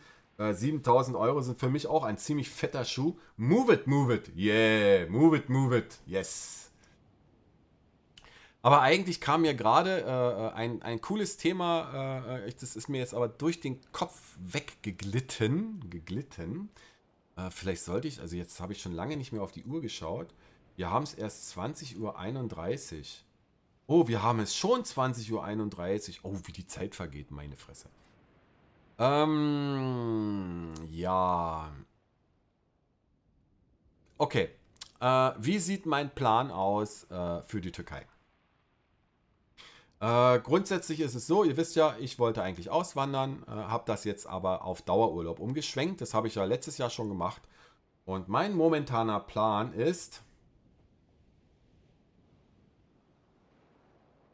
ja, genau, ich bin rechtzeitig abgehauen. Ja, man muss einfach die Zeichen der Zeit lesen. Das ist einfach so. Aber glaubt mal nicht, ich glaube, dieses Jahr ist der Sommer überall schlimm. Also ich habe hier permanent 29 bis 30 Grad. Auch nicht unbedingt lustig. Katjas Welt Auswanderer. Ja, hallo. Schön, dass du meinen Kanal beehrst. Ich hoffe, dir geht es soweit gut. Ich quassel mir den Mund fusselig gerade und hatte so ein bisschen Stotterer am Anfang, aber ja, das geht wieder. Also, Thema. Äh, Was ist mein Plan? Genau, Willi hat ja vorhin schon mal gesagt, was plane ich denn jetzt nun wirklich? So. Und im Moment ist es halt so, die Zeit ist ja im Fluss. Und ich habe mir natürlich auch daraufhin auch Gedanken darüber gemacht, wie geht es für mich weiter. Wohnung habe ich jetzt, alle Sachen in der Türkei sind soweit geregelt. Und ich habe aber noch 8 Jahre, bis ich in Rente gehe. Und was mache ich denn dann? Und für mich sieht mein Fahrplan Stand heute aus. Also es ist wirklich Stand heute. Ich werde immer von Oktober bis März, also mindestens bis März, wahrscheinlich länger, ähm, in der Türkei sein und meine Zimmer über Airbnb vermieten. Das ist gesetzt. Ich hatte jetzt schon ein paar Gäste, waren natürlich alles Bekannte, die haben natürlich nichts bezahlt und das sollen sie auch nicht. Aber ich habe schon mal grundsätzlich geprobt, wie es funktioniert und es funktioniert ganz gut. Die Betten sind bequem, passt. Die Erlaubnis von all den Leuten, die in dem Haus leben, habe ich auch schon.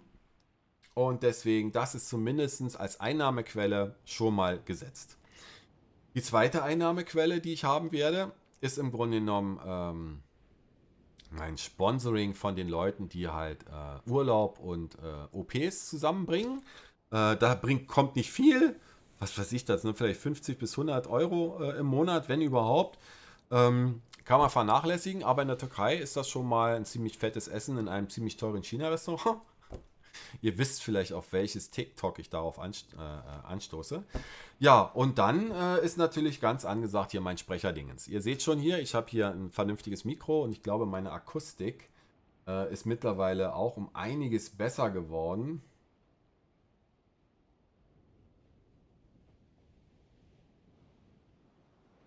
Ja, so ist das, Katja, ne? Genau. Ähm, ich mache ja eine Ausbildung als Sprecher für Hörbücher und Voice-Over. Also Voice-Over sind im Grunde genommen so Sprachtexte, die man einspricht. Hm, Das können Anrufbeantworter sein, deutschsprachige Erklärtexte, deutschsprachige Videountertitelungen und all so ein Zeug. Unter anderem auch Hörbücher. Also ich bin ein ganz großer Hörbuch-Fan. Ähm, und ich liebe es einfach, unterwegs einfach ein cooles Hörbuch zu hören, mich an den Strand zu setzen oder in den Wald und dann einfach ein Hörbuch zu genießen. Es ist einfach wunderschön. Es gibt aber leider nicht so viele. Das ist noch eine Sache, die man machen kann. Die ist nicht so überlaufen, wie der ein oder andere es gerne behauptet. Und diesbezüglich habe ich mich halt an jemanden gewandt, einen Coach, der ziemlich viel Geld wollte. Ja, ziemlich viel Geld, muss man einfach mal sagen. Ist teuer. Ich sage euch jetzt nicht wie viel. Ist teuer. Erkundigt euch selbst, weil ich will dafür keine Promotion machen. Sollte sich aber jemand wirklich dafür interessieren, gebe ich gerne die Kontakt-E-Mail-Adresse weiter. Und wenn ihr euch dazu entschließen würdet, euch da wirklich anzumelden, aber ich sage, das ist wirklich teuer, aber es lohnt sich. Also allein der Part Marketing, der mir in meiner ersten Firma jetzt total gefehlt hat, hat mir ziemlich die Augen geöffnet.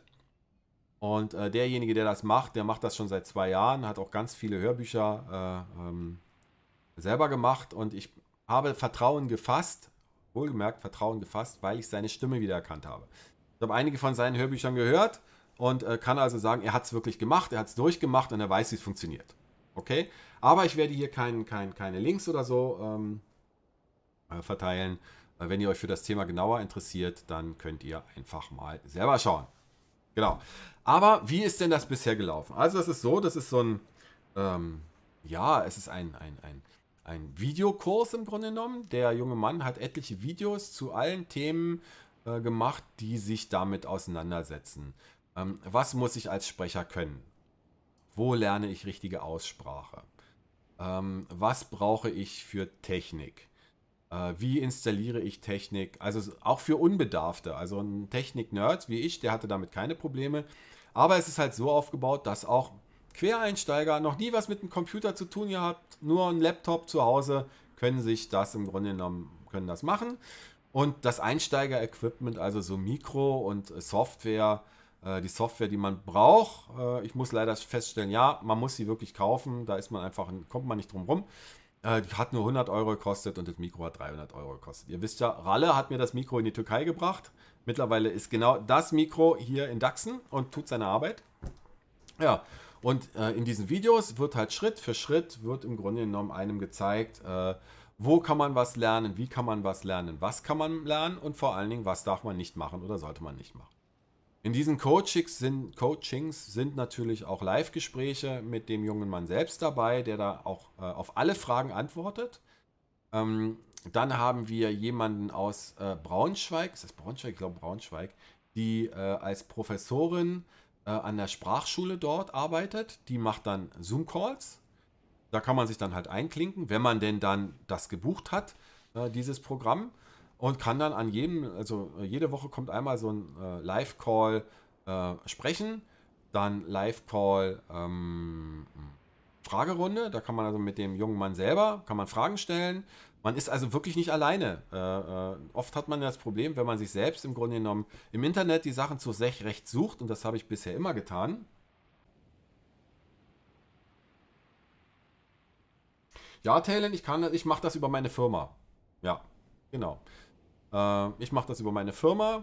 Deswegen ziehe ich das jetzt noch ein bisschen, damit ich die letzte Rechnung habe ich jetzt gestern oder vorgestern bezahlt. Kann man auch in Raten zahlen. Also für mich persönlich funktioniert das super. Auf jeden Fall hat man auch direkten Kontakt. Ich habe E-Mail-Adresse, ich habe WhatsApp-Kontakt.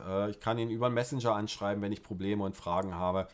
Und muss im Nachhinein sagen, ja, für mich hat das gut funktioniert, aber jetzt kommt das große Aber. Im Internet herrscht sehr viel Chaos und viele Leute, mh, ja, ja, machen einfach Blödsinn. Da gibt es Leute, die wollen euch einfach nur ziehen mit dem Quatschen, was sie machen. Und deswegen war ich sehr skeptisch und vorsichtig. Also wenn sich jemand mit dem Thema wirklich befassen möchte und wirklich Interesse hat, also wirklich Interesse hat, dann gebe ich den Link weiter. Ansonsten nehme ich nicht. Weil der ist wirklich vertrauenswürdig und ich möchte nicht, dass da irgendein Schindluder mitgetrieben wird. Der hat auch im Übrigen genug zu tun. Also davon mal ganz abgesehen. Auf jeden Fall hat er mich auf die Spur gebracht und ich denke mal 2 Drittel habe ich im Grunde genommen da schon geschafft. Und jetzt geht es im Grunde genommen, also ich habe die Technik bewältigt, ich habe die Sache mit dem Sprechen bewältigt. Man muss die ganze Sache etwas bewusster machen. Wenn man also etwas abliest, muss man anders denken und sprechen. Das ist also gar nicht so einfach. Ich habe mir gedacht, ja, da spreche ich ins Mikrofon, so frei wie jetzt hier. Nein, nein, das spricht andere Gehirnregionen an, wenn man lesen muss und sprechen, als wenn man einfach frei Schnauze spricht. Das ist schon ein Unterschied und man sollte dialektfrei sprechen und man muss sich um Akustik kümmern. Also das Feld ist ziemlich groß, mit dem man sich auseinandersetzen kann. Aber das Hauptthema, warum ich das mache, ist, weil ich kann das von hier aus machen, ich kann das von Berlin aus machen und ich kann es von der Türkei aus machen. Das Einzige, was ich brauche, ist halt, ich brauche an allen Orten einen Computer, ein Mikrofon und die Software. Genau. Und man kann es auch mit einem Laptop machen. Jetzt habe ich hier einen riesengroßen Rechner mit 3 Bildschirmen, aber das ist gar nicht nötig. In dem Lehrgang lernt man auch, wie man Tonaufnahmen effektiv gestaltet. Ja, ich lispel ein wenig, das ist richtig. Das hängt damit zusammen, dass mein Mund total trocken ist. Ich habe keine Feuchtigkeit hier. Und ich muss mal was holen. Das geht so nicht.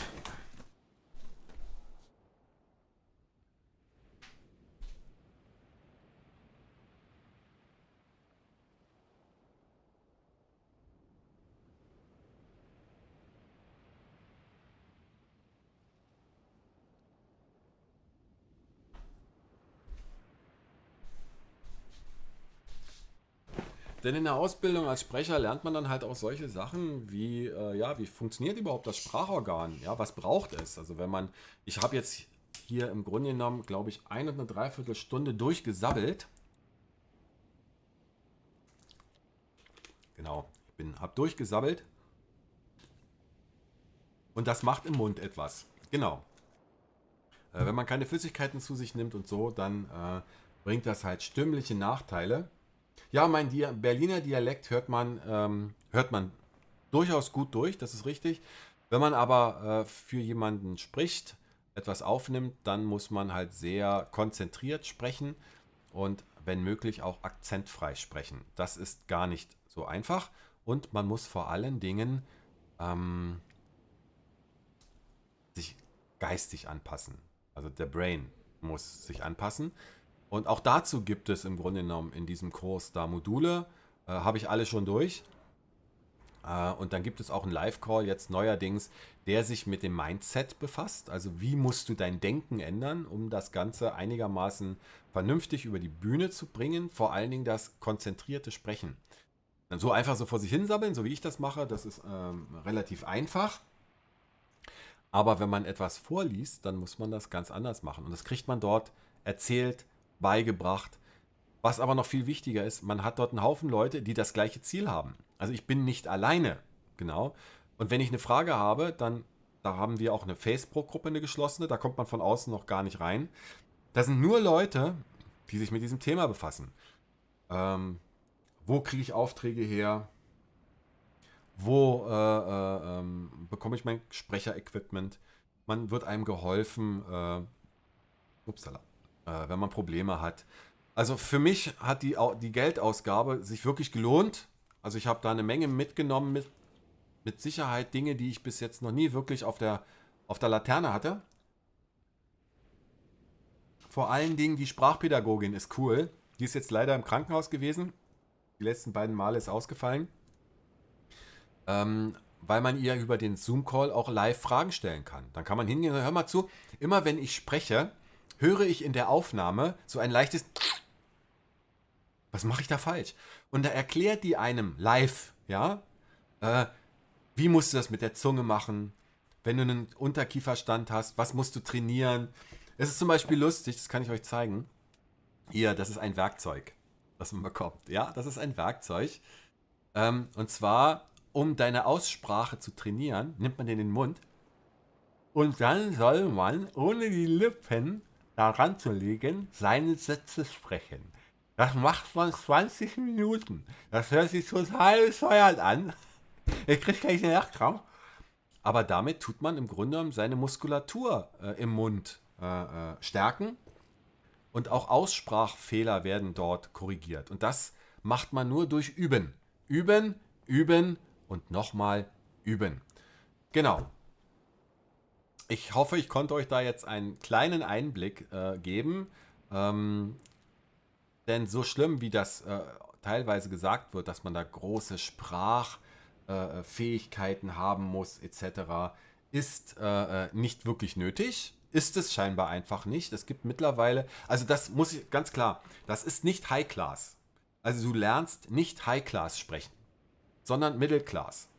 Ja? Also mit dem Equipment und deinen Fähigkeiten, die du hast, Kunden begeistern und dich selbst zu vermarkten. Also du gehst nicht auf eine Plattform oder schon so ein bisschen, aber das ist eher am Rande. Du gehst nicht lässt sich irgendwo einschreiben, so wie das die meisten machen und dann keinen Erfolg haben und jammern, in irgendeine Liste eintragen und dann wird dich schon jemand aussuchen. Nee, so funktioniert das eben nicht.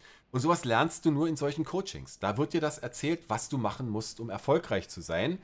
Und dass die Leute für solches Wissen Geld wollen, halte ich für durchaus plausibel. Ja, das ist richtig. Es gibt für alles Videos mittlerweile. Aber da ich so ein Live-Coaching im Moment gerade durchmache, muss ich einfach mal feststellen, also für mich als Mensch, so als Typ, so wie ich halt bin, konnte ich nichts Besseres machen. Ja, TF ist auch da. Ja, hallo, du bist Fränkin.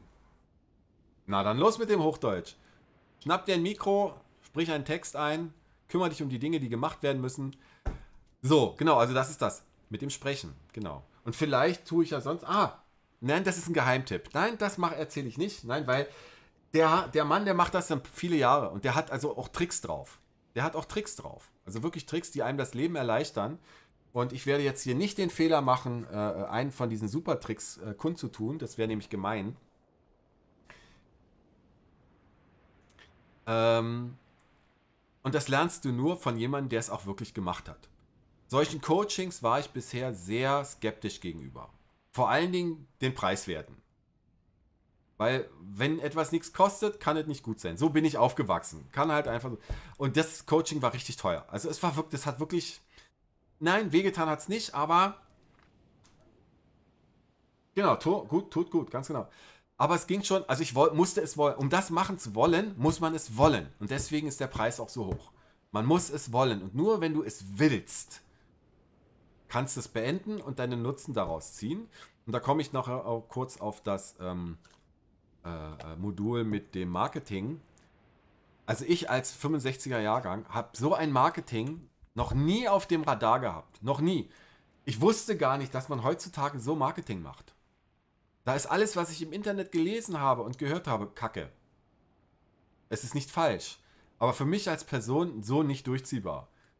Ich meine, wenn dir jemand sagt, ganz ehrlich, das kann ich ruhig, ja, wünsche ich dir auch, Katja, wenn dir jemand direkt ins Gesicht im Zoom-Call sagt, hör zu, wenn du Direktmarketing machst, also du suchst dir du suchst deinen Zielkunden aus nach gewissen Kriterien. Du musst die Kriterien herausfinden. Das musst du erstmal haben. Du musst wissen, was du wem wo verkaufen willst. Und dann musst du den direkt adressieren. Direkt. Das ist so unglaublich kompliziert. Wer schreibt heutzutage noch Briefe? Ja, nur so ein Beispiel. Direktmarketing geht ja mit allem heutzutage. Ähm, aber man muss das wirklich ernsthaft wollen, sonst wird es nicht. Und dann hat er gesagt, ganz ehrlich, ja, davon machst du nicht ein oder zwei oder drei oder fünf oder 10. Nein, erfolgreich werden nur die Leute, die 100, 500 oder 1000 solche Sachen machen. Man muss ständig dabei bleiben. Sich selbst zu verkaufen ist eins der wichtigsten Aspekte bei der ganzen Geschichte und das kann ich gar nicht. Ich habe gar nicht die Mentalität dazu. Ich bin Arbeitnehmer. Mittlerweile habe ich mir auch von vielen bestätigen lassen, meine Denkweise, und das ist halt eine Erkenntnis äh, aus den Zoom-Calls in Bezug auf Brainstorming und so, also Mindset heißt das heutzutage, ja. Ich bin Arbeitnehmer. Obwohl ich seit fast 2 Jahren selbstständig bin, bin ich im Kopf immer noch Arbeitnehmer. Und das ist das, was mich im Grunde genommen runterzieht. Und da muss man halt auch dran arbeiten. Wenn man sich heutzutage irgendwie geschäftlich selbstständig machen will, egal wo auf dieser Welt, muss man anders vorgehen. Und das lerne ich halt dort. Und da bin ich ganz froh drüber. Und für diejenigen, die jetzt hier zuhören und sich sagen, ja, ich interessiere mich dafür, ich gebe euch gerne den Link weiter. Wenn ihr mich persönlich anschreibt und ich mich mit euch einen Moment darüber unterhalten habe, weil das ist wirklich eine ernste Sache. Nichts, was man einfach mal so. Das ist ein Training über 3 bis 4 Monate. Also ich mache das 4 Monate. Und da kriegt man das so beigebracht, dass man Business ready ist. Also Business ready. Der begleitet einen, bis deine ersten Aufträge reinkommen, bis du deine ersten Aufträge abgearbeitet hast. Also für mich passt das. Wenn ihr euch interessiert dafür, Freund, der trainiert Manager. Ja, das ist das große Ding heutzutage. Leute trainieren. Es ist einfach unglaublich. Okay, dieses Thema habe ich damit abgeschlossen. Ich habe euch gesagt, was mein Fahrplan ist und was ich im Moment gerade aktiv mit meinem Sprechertum betreibe. Genau. Und was kommt noch als nächstes? Arbeiten. Genau. Äh, Ich habe die letzten 30 Monate, etwa 20 Monate war ich live da unten. Ganz klar für all diejenigen, die sich einbilden oder hoffen, in der Türkei leben zu können durch harte Arbeit, möchte ich einfach mal abraten. Arbeiten kannst du in der Türkei nur und wirklich nur, ob es als Selbstständiger oder als Arbeitnehmer oder wie auch immer, wenn du die Sprache sprichst. Punkt. Und zwar vertragssicher sprichst. Nicht so vor sich hinstammeln, nein, vertragssicher sprechen. Ich glaube, in Deutschland nennt man das A1. Kann das sein? Ich weiß nicht. Ähm, Ansonsten beschränkt euch einfach auf Urlaub und es sich gut gehen lassen. Ja? Es gibt natürlich immer die Ausnahmen. Das ist ohne Frage richtig. Aber für den Gros der Menschen gilt, wenn du die Sprache nicht sprichst, denk nicht über Selbstständigkeit nach und denk nicht danach, in der Türkei handwerklich arbeiten zu wollen. Als Freelancer international arbeiten, ist die Türkei blendend geeignet. Infrastruktur ist da, alles was mit Internet funktioniert, funktioniert auch in der Türkei. Und mittlerweile ist in Europa ja sogar so, dass die Arbeitgeber sich darauf einstellen, dass das funktioniert mit dem Arbeiten von zu Hause aus. Und im Moment suche ich gerade hier in Daxen Arbeit. Ich muss halt auch ein bisschen Geld verdienen. Und dann muss nicht, aber wäre schön, damit ich mir wieder das ein oder andere kaufen kann, weil das Equipment war nicht so preiswert.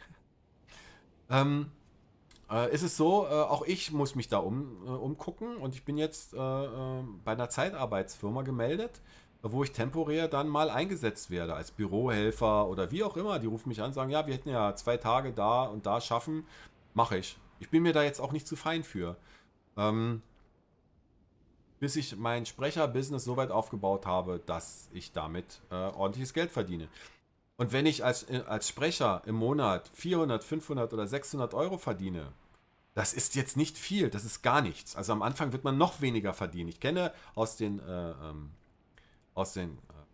Facebook-Gruppe ja auch Leute, die das schon länger machen. Und da gibt es sogar welche, die haben jetzt das Ganze schon seit 1,5 Jahren am Laufen und haben gleich insgesamt vielleicht 1.000 Euro verdient. Gibt es auch, ja. Das hängt von ganz vielen Sachen ab und es wird euch einem beigebracht, an was es liegt. Und wenn man dann im Rückschluss dann herauskristallisiert, also es wird auch dort besprochen, dann werden solche Profile erstellt und gezeigt und da wird der Finger drauf gehalten. Guck mal, siehst du das Bild? Siehst du das Bild? Was ist an dem Bild falsch? Das Bild zeigt dich nicht bei der Arbeit oder du lächelst auf dem Bild nicht. Das sind alles psychologische Faktoren, die dazu beitragen, ob du als angenehm empfunden wirst oder nicht. Ich habe mir nie in meinem Leben darüber Gedanken gemacht, ob die Leute mich angenehm finden. Oder dass es wichtig ist, dass man in die Kamera spricht, wenn man etwas von jemandem möchte. Ich möchte, dass ihr mir jetzt zuhört. Genau. Ich möchte, dass ihr mir zuhört und deswegen muss ich euch anschauen. Ja. Solche Kleinigkeiten halt sind mir nie in den Sinn gekommen, weil ich halt Arbeitermentalität bin. Ich bekomme die Arbeit von meinem Chef zugewiesen. Das muss ich erstmal abtrainieren. Das ist eine harte Arbeit. Das ist eine harte Arbeit. Also, selbstständig und arbeiten ohne gute türkische Kenntnisse könnt ihr abhaken.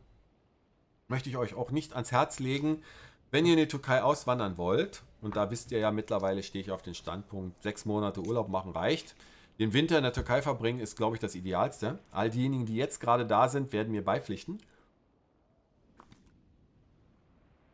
Oder wie es die Türken machen, im Sommer am Strand, im Winter in den Berge. Ne, umgekehrt. Im Winter am Strand und im Sommer in den Berge. Genau. Und dann möchte ich noch einen kurzen Einwand machen. Das gehört zwar nicht zu diesem Thema Blog, aber ich werde nicht mehr mit dem Auto in die Türkei fahren. Ich werde mir dort ein Tuk-Tuk kaufen. Da mache ich dann Bilder und so. Oh, da werdet ihr feucht. Das wird lustig. Das wird richtig lustig. So, was habe ich denn jetzt noch auf meinem Zettel? Also der Zettel wird immer kleiner. Aber ich bin hier schon wirklich lange am Sabbeln. Es ist gleich 21 Uhr. Also, Selbstständigkeit habe ich euch vorgewarnt.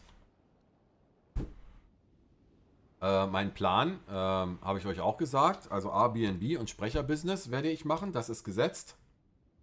Was ist ein Tuk-Tuk? Okay, ein Tuk-Tuk. Na, eine Draisine. So, ich mache jetzt mal Folgendes. Ich werde mal ganz kurz hier den Begriff Tuk-Tuk eingeben. Was kommt? Tuk-Tuk. Tuk-Tuk. Ja, genau. Genau. Da. Genau. Also, wenn ihr einfach Tuk-Tuk eingebt als Suchbegriff, dann bekommt ihr Bilder. Tuk-Tuks sind kleine Fahrzeuge. Ihr wisst ja, ich kaue euch nicht immer alles vor. Ihr seid mündige Menschen, ihr könnt die Dinge auch selber machen. Ein Tuk-Tuk ist ein Fahrzeug. Meistens, also in der Türkei ist das meistens ein Dreirad, bestehend aus einem Moped-Anteil oder neuerdings halt batteriebetrieben und hinten eine Ladefläche. Die sieht man halt oft. Also in der Türkei sieht man die oft, weil sie sind sehr bequem. Die Benziner sind mittlerweile durch die Elektrofahrzeuge ersetzt worden. Aber diese Tuk-Tuks als Elektrofahrzeug gibt es schon immer. Und das mache ich aus zwei ganz definitiven Gründen. Zum einen, es ist hinten breiter. Zum zweiten, man kann nicht so schnell damit fahren. Zum dritten, man wird damit nicht so schnell angefahren, weil das Tuk-Tuk ist groß und man kann es sehen. Man kann mit dem Tuk-Tuk auch nicht ausrutschen. Und wenn man ausrutscht, wenn man um die Ecke fährt, dann rutscht das Ding auf 3 Rädern aus. Ein ganz anderes Ding. Also die Unfallquote bei Tuk-Tuks ist 1000-mal geringer wie bei Mopeds. Ich wollte eigentlich erst ein Moped haben, aber die beiden, die die Sachen mit den Schönheits-OPs und Türkei-Reisen machen, die haben schon einen schweren Unfall hinter sich und einige andere, die ihr aus der YouTube-Szene kennen, ja auch. Und ist nicht so einfach. Also Mopedfahrer und Fahrradfahrer in der Türkei ist ein No-Go. Deswegen werde ich mir ein Tuk-Tuk kaufen. Und ich mache davon Bilder. Und das Tuk-Tuk kaufe ich mir, sobald ich wieder in der Türkei bin. Denn ohne einen fahrbaren Untersatz ist das schon ziemlich So, jetzt gucken wir mal. Was habe ich denn? Wie lief bisher meine Ausbildung? Oh, über meine Ausbildung habe ich ja auch schon gesprochen. Genau. Meine Ausbildung. Also, dann habe ich heute... Hallo Shady! Habe ich ja eigentlich das alles so durch. Also es gibt sogar, ja genau, dann bleiben wir kurz noch bei Tuk-Tuks. Genau, dann bleiben wir kurz bei Tuk-Tuks. Also, es gibt die natürlich auf dem Gebrauchtmarkt, da sind die Preise unterschiedlich. Es gibt auch Facebook-Gruppen, die sich nur damit befassen. Bin neulich mal einer beigetreten. Mal sehen, aber ich weiß nicht, ob das mit dem Account ist oder dem anderen. Das glaube ich mit dem anderen. Also ein gut erhaltenes Tuk-Tuk kriegt man im Moment für 25.000 bis 45.000 türkische Lira. Ich finde, das ist teuer. Aber da muss jeder selber entscheiden. Autos sind natürlich viel, viel teurer. Aber bei so einem Tuk-Tuk, das kann man noch alles selber reparieren. Und die Elektro-Tuk-Tuks brauchen auch kein Nummernschild und keine Versicherung in der Türkei. Also Antalya. Antalya. Was man braucht und was man macht, sind da natürlich immer zwei Paar Schuhe. Aber Tuk-Tuks sind nicht für Unfälle bekannt. Also, und mit dem Tuk-Tuk will ich halt sicher von A nach B. Und ich freue mich schon darauf. Das wird ein richtig knallrotes Tuk-Tuk. Mal sehen, kann ich vielleicht sogar so ein Bild von so einem Tuk-Tuk einblenden? Schauen wir mal. Bilder zu Tuk-Tuk. Eigentlich kommt der Begriff Tuk-Tuk ja aus dem asiatischen Raum, weil im asiatischen Raum sind die Dinger sehr, sehr begehrt. Also es ist eins der Hauptverkehrsmittel und auch für Kurzstreckentaxis wird das oft benutzt in asiatischen Ländern. Hm, Ich gucke jetzt mal, ob ich euch das hier kurz einblenden kann. So als Bildkarte. Ja, genau. Genau. Ich will jetzt aber die Karte mal kurz verschieben. Warum kann ich denn die Karte nicht verschieben? Oh, warum geht denn das jetzt nicht? Das mal aus.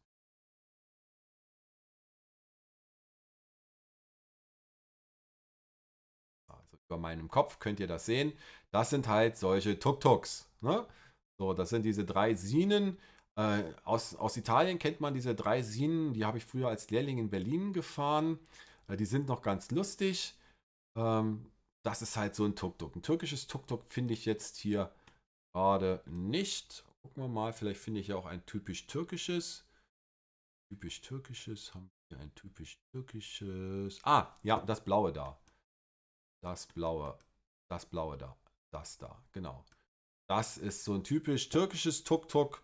Mal sehen, kann ich das ein bisschen größer machen?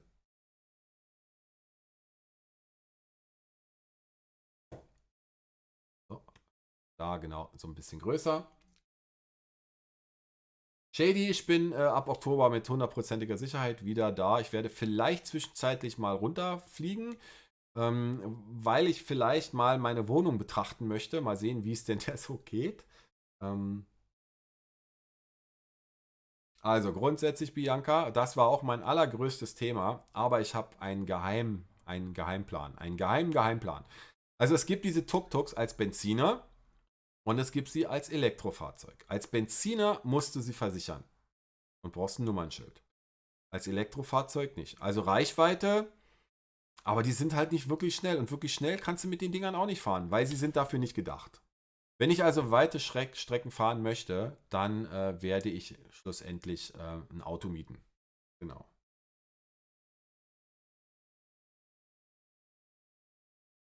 Ähm, Das sind halt coole Fun-Fahrzeuge, also grundsätzlich schon mal coole Fun-Fahrzeuge. Man kann die Dinger auch als Hybrid im Grunde genommen umbauen lassen. Da ist in der Türkei alles möglich. Man kann sie mit Dach, ohne Dach. Man kann hinten eine Sitzbank reinmachen. Alles Mögliche.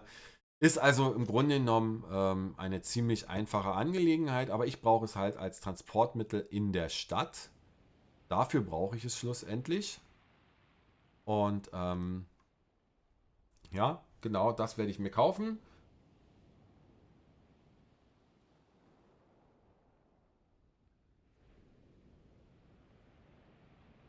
Ja, wenn du da jemanden brauchst, der dir hilft, kann ich dir jemanden nennen. Kostet mich nichts und kriege auch kein Geld dafür. Es hat ein Übersetzerkollege, der mir alle meine Sachen übersetzt hat, der kann dir dabei auch helfen. Der wird dir vielleicht ein paar Mücken aus der Tasche ziehen, das ist halt normal. Aber wenn man kein Türkisch kann und sich nicht auskennt, wo man da hinkommt, wäre es schon sinnvoll, weil die wissen auch, was für Papiere brauchst du. Ähm, und darüber solltest du dir vorher Gedanken machen, welche Papiere du brauchst. Ah, dann erzähle ich noch was. Doch, genau, so als Abturner hier, weil jetzt denke ich, mache ich langsam mal Schluss. Tuk-Tuk wisst ihr ja jetzt. Ikamet ist natürlich weiterhin, es gibt ja in der Türkei diese Mavi-Card. Mavi ist ja türkisch für Farbe Blau. Ich wollte für meinen Sohn die Mavi-Card beantragen und dachte mir, naja, gehst du mal in Zürich aufs Konsulat und lässt dir mal erzählen, was es dafür braucht. So, ich bin ja Türke, Valentins Mutter, Valentin ist mein Sohn, ist ja auch Türkin. Und ja, wir sind geheiratet, Kinder gekriegt, geschieden, Situation that's it. Und Togi geht da hin und denkt, es ist ganz einfach. Nee, nee, gar nicht einfach. Jetzt wird es richtig kompliziert, weil da ich nicht wusste, dass ich Türke bin, zu dem Zeitpunkt, als ich geheiratet habe, habe ich meine Heirat natürlich in der Türkei auch nicht angemeldet. Und wenn meine Heirat in der Türkei nicht angemeldet ist, kann ich auch keinen Sohn als meinen Sohn eintragen. Ich habe jetzt also die Möglichkeit, für meinen Sohn ein Ikamet zu beantragen, wenn ich erstens meine Heirat nachtrage. Kein Problem, kann man machen. Ich brauche Papiere, spezielle Formulare. Da gibt es ganz spezielle Formulare in Deutschland, die ich ausfüllen muss, wenn ich da in Deutschland geheiratet habe für das türkische Konsulat in der Schweiz. Das heißt F1 oder keine Ahnung, ich habe es mir aufgeschrieben. Dann muss ich die Geburt meines Sohnes nachtragen. Mit einer speziellen Geburtsurkunde. Eine spezielle Geburtsurkunde. Ja, das muss man sich mal reinziehen. Die normale, beglaubigte, übersetzte, wollen sie alles nicht haben. Da gibt es was Spezielles. Genau. Muss ich nachtragen lassen. Und dann muss ich die Scheidung nachtragen lassen. Ja. Und dann darf Valentin, weil er jetzt 23 ist, sein Ikamet gerne selber beantragen.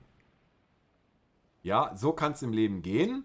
Und mit diesen letzten Worten möchte ich einfach mal sagen, ich werde wahrscheinlich in die Türkei gehen. Dort gehe ich aufs Stadtamt und frage den nochmal, was sich denn da machen lässt. Ob es da nicht einen einfacheren Weg gibt, meinen Sohn und meine Nachtragungen dort zu erledigen. Übers Konsulat, never ever. Habe ich überhaupt keinen Bock drauf. Wozu hat man in der Türkei eine Wohnung, wenn man das da nicht auch direkt vor Ort erklären kann? Ne? Okay. Also das war jetzt so mein letzter Abschluss-Schmankerl. Ich hoffe einfach mal, dieser Stream hat euch gefallen und ihr konntet vielleicht das eine oder andere für euch mitnehmen. Ich konnte mal wieder hier fast 1,5 Stunden am Stück sabbeln. Mal sehen, wie lange geht denn der Stream schon?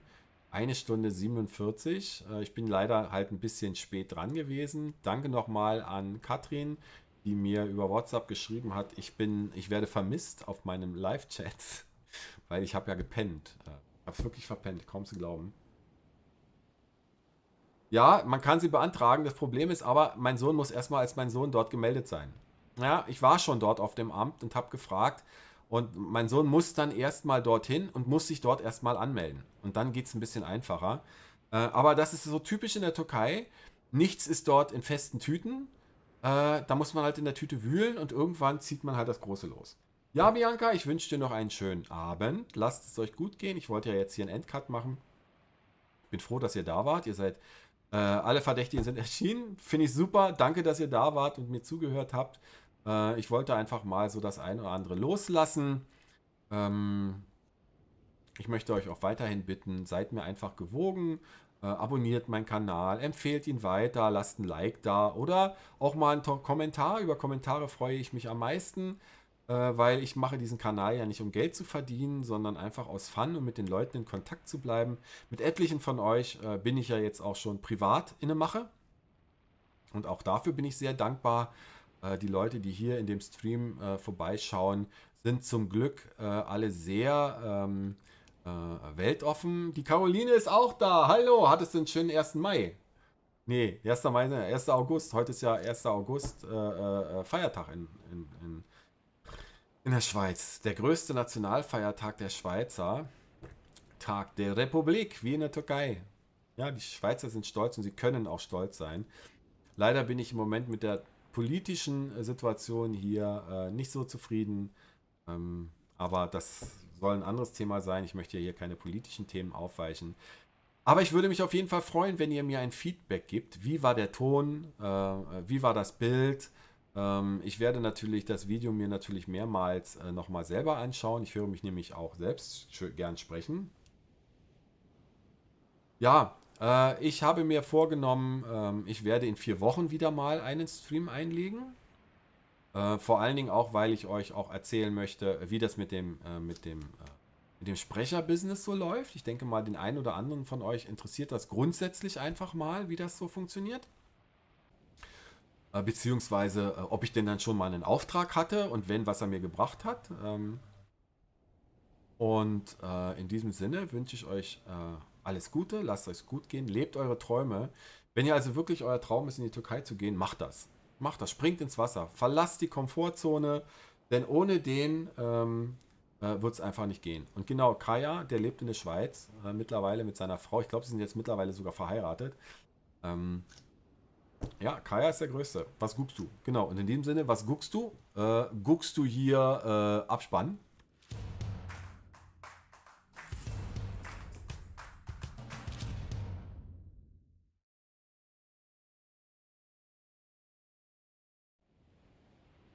Genau. Ich bin mir sicher, ich hatte einen etwas längeren mir vorbereitet, aber das war der super kurze. Lasst euch gut gehen. Ich wünsche euch einen schönen Abend. Ich blende mich jetzt hier einfach mal an dieser Stelle aus und ihr könnt natürlich auch gerne im Chat ein bisschen untereinander sprechen. Macht das, wie ihr das wollt. Ich höre euch noch ein bisschen, ich schaue euch noch ein bisschen zu und kommentiere noch ein bisschen im Chat und dann werde ich in 5 bis 10 Minuten den Stream dann einfach schließen. Bis zum nächsten Mal und lasst es euch gut gehen.